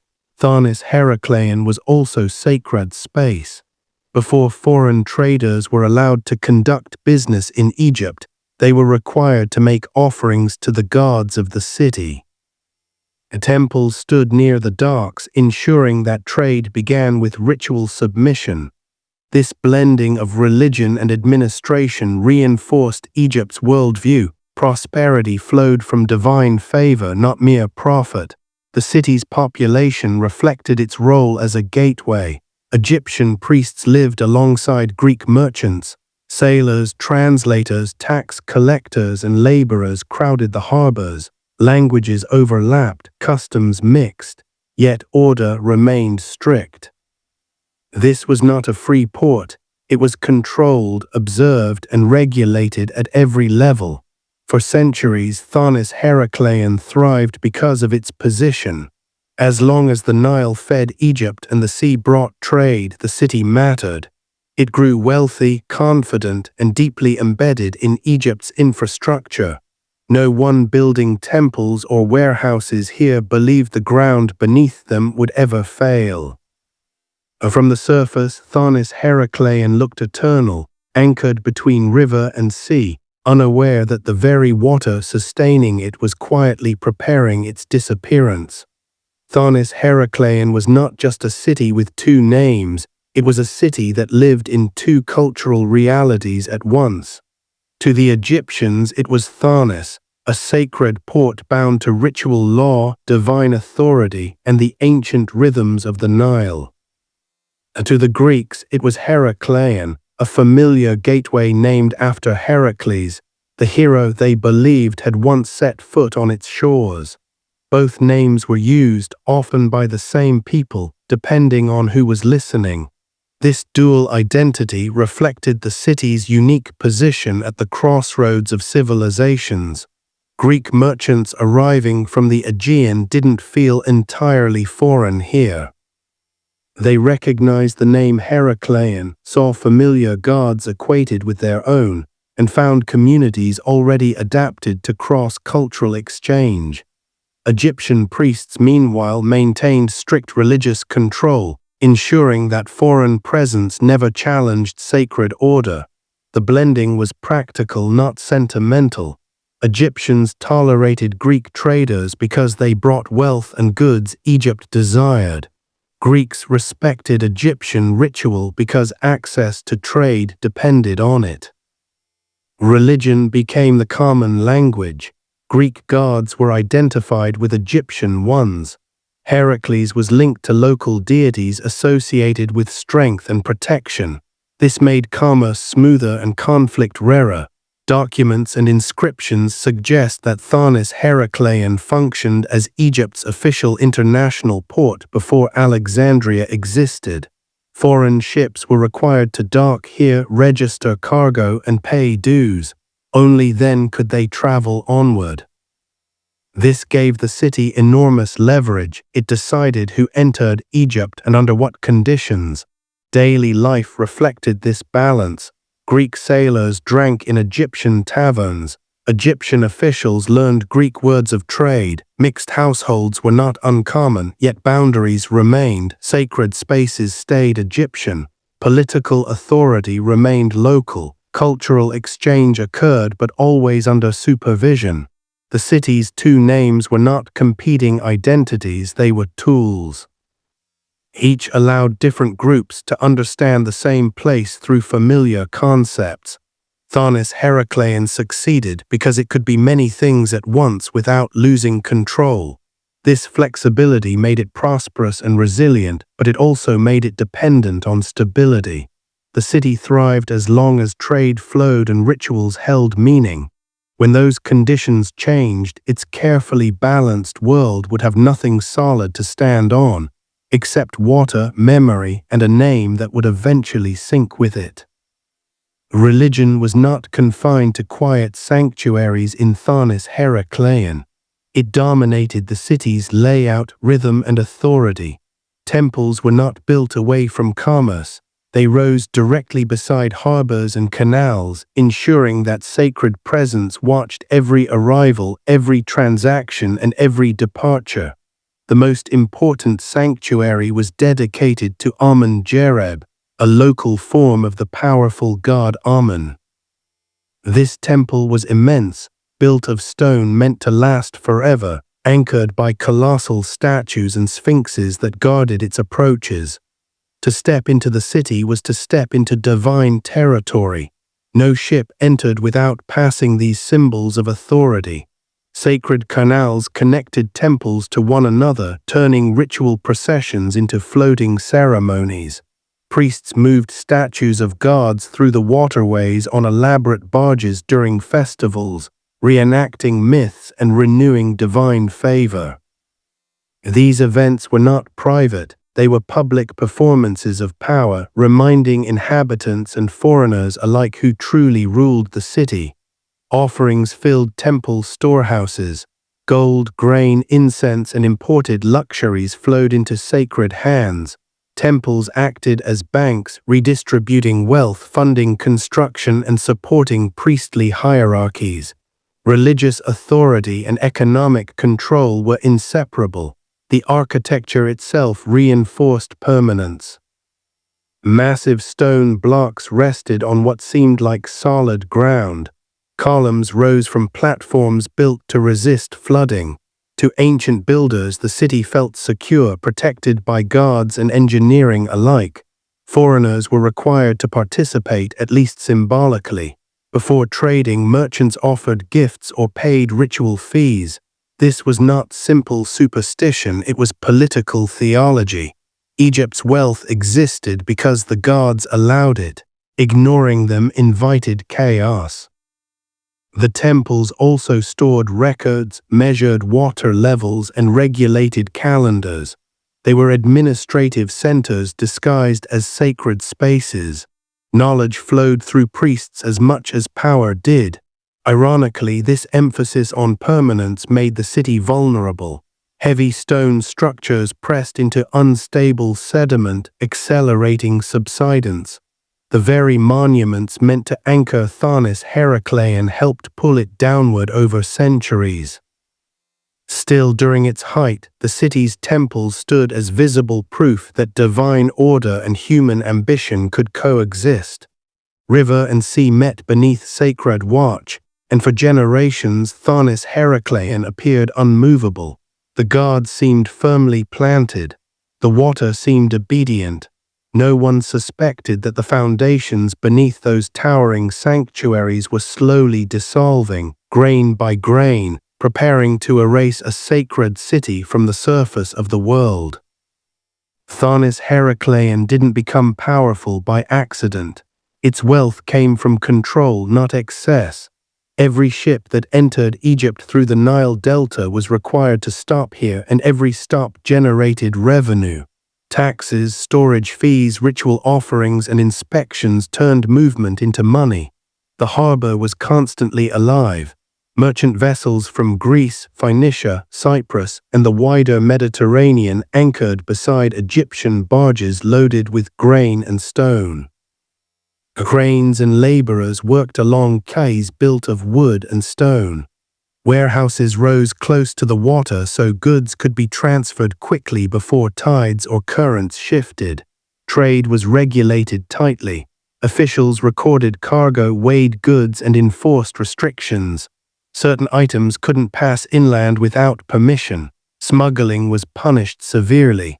Tharnis Heracleion was both a marketplace and a checkpoint. Ritual framed every transaction. Before unloading, captains made offerings to local gods.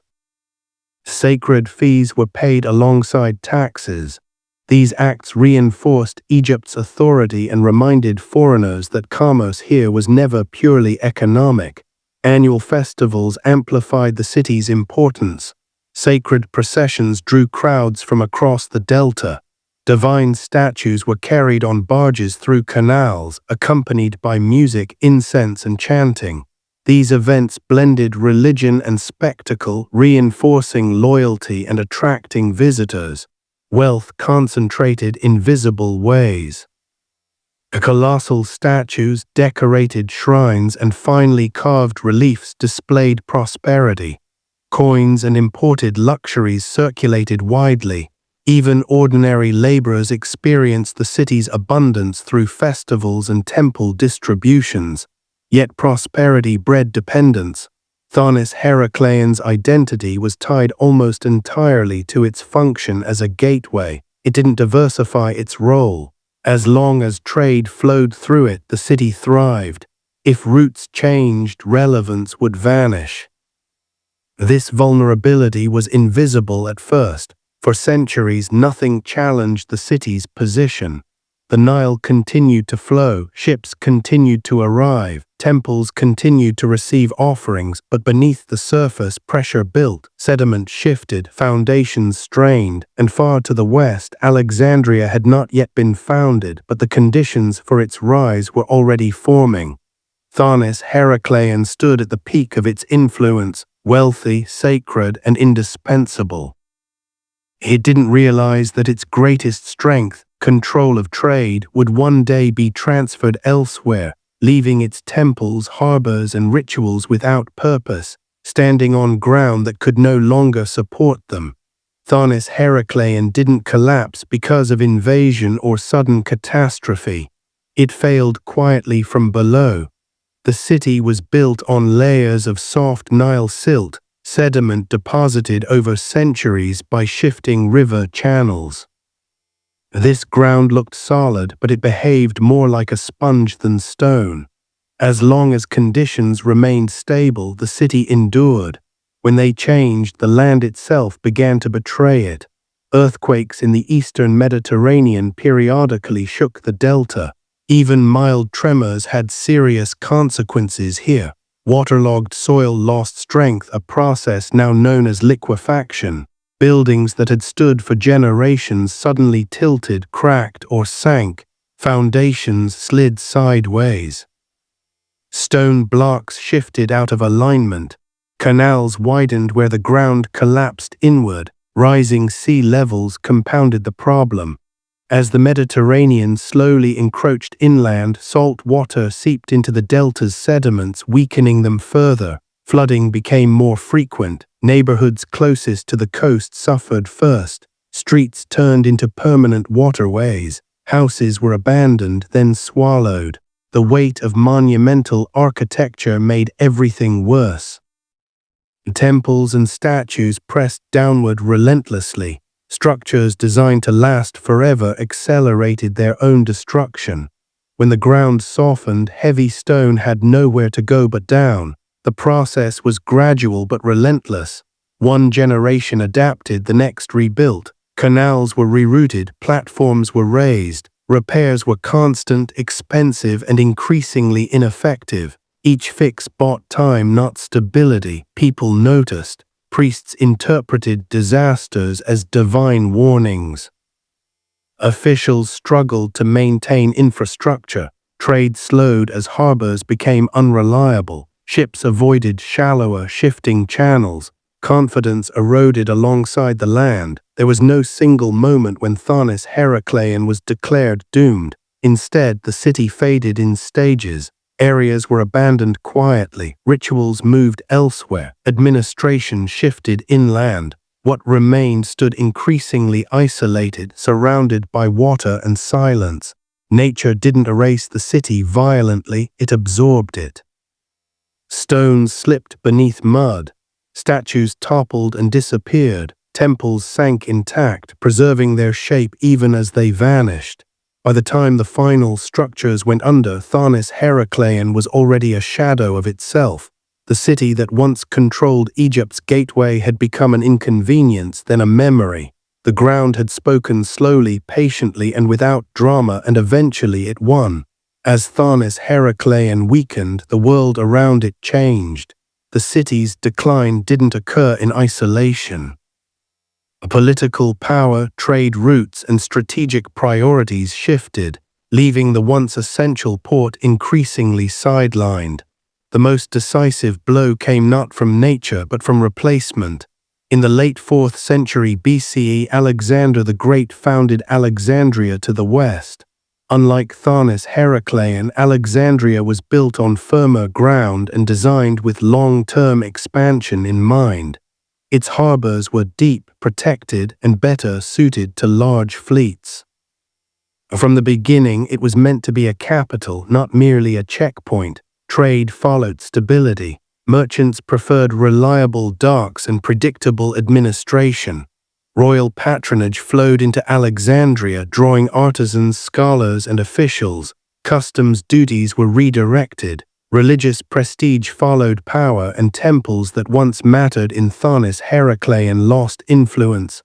The old port struggled to compete. Its harbors silted. Repairs grew more expensive. Each earthquake or flood pushed the city further toward irrelevance.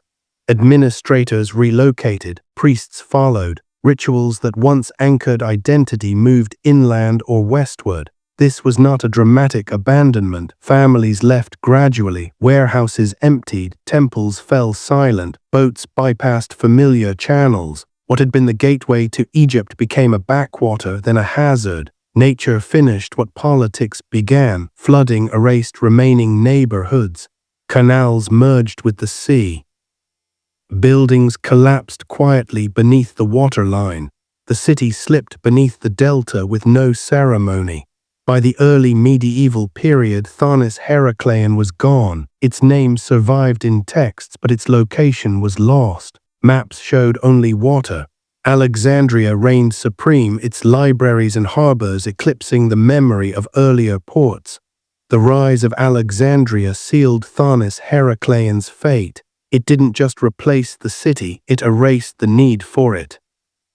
What remained was a sunken shell preserved by mud and silence, waiting for a future that had no memory of the port that once controlled Egypt's entrance to the world. Once Tharnis Heraclean disappeared beneath the waters of the Nile Delta, it didn't leave ruins behind for travelers to wander through. It left nothing visible at all, no broken columns on land, no half-buried walls, only water, mud, and shifting currents. Over time, this absence transformed the city from history into legend. Ancient writers mentioned Tharnis and Heraclean in passing. Herodotus described a great port at Egypt's entrance. Other sources referenced temples, rituals, and foreign merchants. But without physical remains, later scholars argued over whether these accounts referred to one city, several cities, or something symbolic rather than real. Some believed Tharnis Heraclean was exaggerated. Others thought it had been confused with Canopus or Alexandria. Without evidence, the debate stalled. Maps were redrawn. The city faded from serious discussion. By the modern era, it existed mostly as a footnote, a curiosity mentioned and then dismissed. Local fishermen occasionally spoke of stone shapes beneath the water, nets snagged on something solid, anchors caught unexpectedly. But the delta is full of debris and such stories rarely traveled far. Mud hid everything quickly. The Nile is efficient at erasing its past. For more than 1,000 years, the city lay intact beneath layers of silt. Statues rested where they fell. Temples remained standing, their columns slowly sinking but not collapsing. Ships settled gently into the harbor floor, cargo still aboard, time slowed underwater. Ironically, submersion preserved what abandonment could not. Unlike cities looted or dismantled, Tharnis Heracleion was sealed. No later builders reused its stone, no conquerors stripped its temples. The city was not destroyed, it was archived. To historians, this absence created doubt. Civilizations were expected to leave scars on the landscape. A city of such importance should have left something behind. The silence felt suspicious, and yet the silence was real. Tharnis Heracleion had not vanished because it never existed. It vanished because it had sunk completely, swallowed by the very waters that once made it powerful. The sea kept its secret patiently while history moved on, convinced the city belonged more to myth than reality. That illusion would not last forever. In the late 20th century, the myth finally began to crack. Advances in underwater surveying technology made it possible to search the muddy seabed of the Nile Delta systematically rather than blindly. In 1996, a team led by French underwater archaeologist Frank Gaudiot began scanning areas long suspected to hide something ancient, though few believed an entire city would ever be found. What emerged was not a ruin in fragments, but a city frozen in collapse. Beneath several meters of water and thick layers of silt lay massive stone blocks, toppled columns and statues larger than any fishing debris could explain. Sonar maps revealed streets, canals, and harbor basins. This was not coincidence, it was urban planning. When divers descended, the scale became undeniable. Colossal statues of kings and gods lay on their sides, faces still intact. Sphinxes rested in the mud, half buried but unmistakable. The temple walls stood where they'd fallen, preserved by sediment that protected them from erosion. Shipwrecks filled the ancient harbor. More than 70 vessels were eventually identified, some loaded with cargo, others likely ceremonial barges. Anchors, ropes, and wooden hulls told the story of a port frozen mid-function. Trade had not slowly decayed here, it had been interrupted. Inscriptions confirmed the city's identity. Names of gods, rulers, and places matched ancient texts.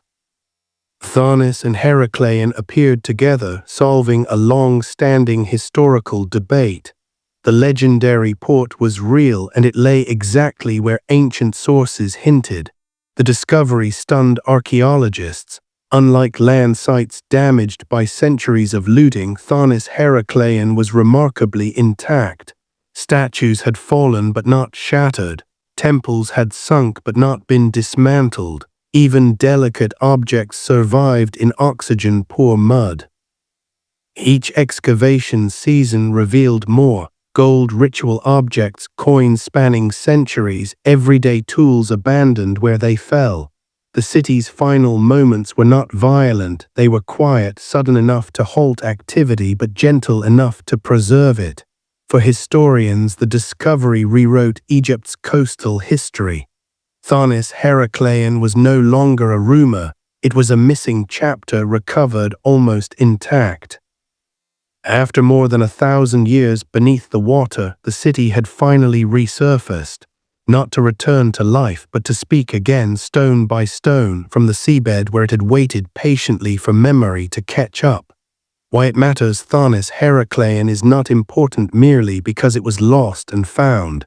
Its true value lies in what it reveals about how civilizations rise, adapt, and quietly disappear. This was not a marginal city erased by war.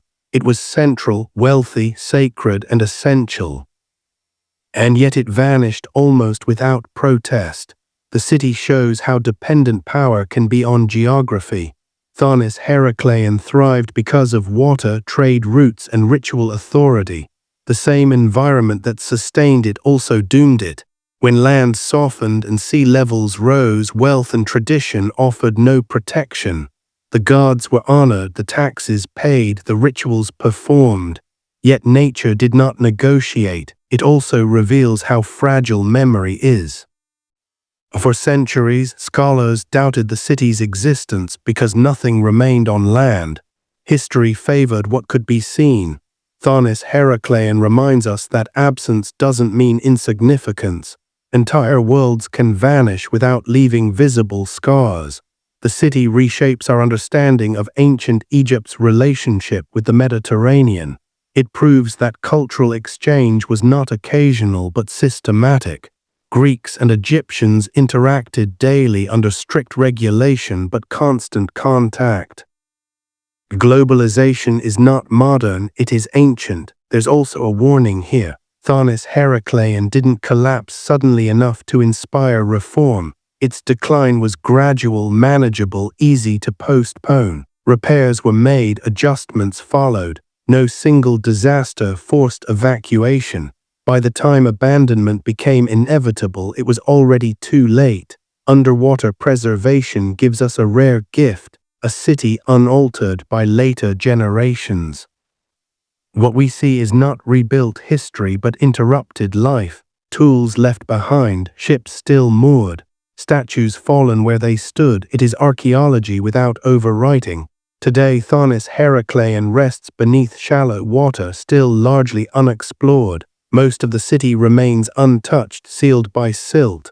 What has been uncovered is only a fraction of what exists. The sunken city teaches us humility. Civilizations don't always end in fire or conquest. Sometimes they sink quietly, remembered only when technology and curiosity finally catch up. Thonis Heraclean ruled Egypt's gateway for centuries. Now it lies beneath it, preserved not by stone or memory, but by water waiting patiently beneath the delta, reminding us how easily permanence dissolves. If you enjoyed the story, tell me where you are watching from, and do not forget to subscribe and turn on notifications.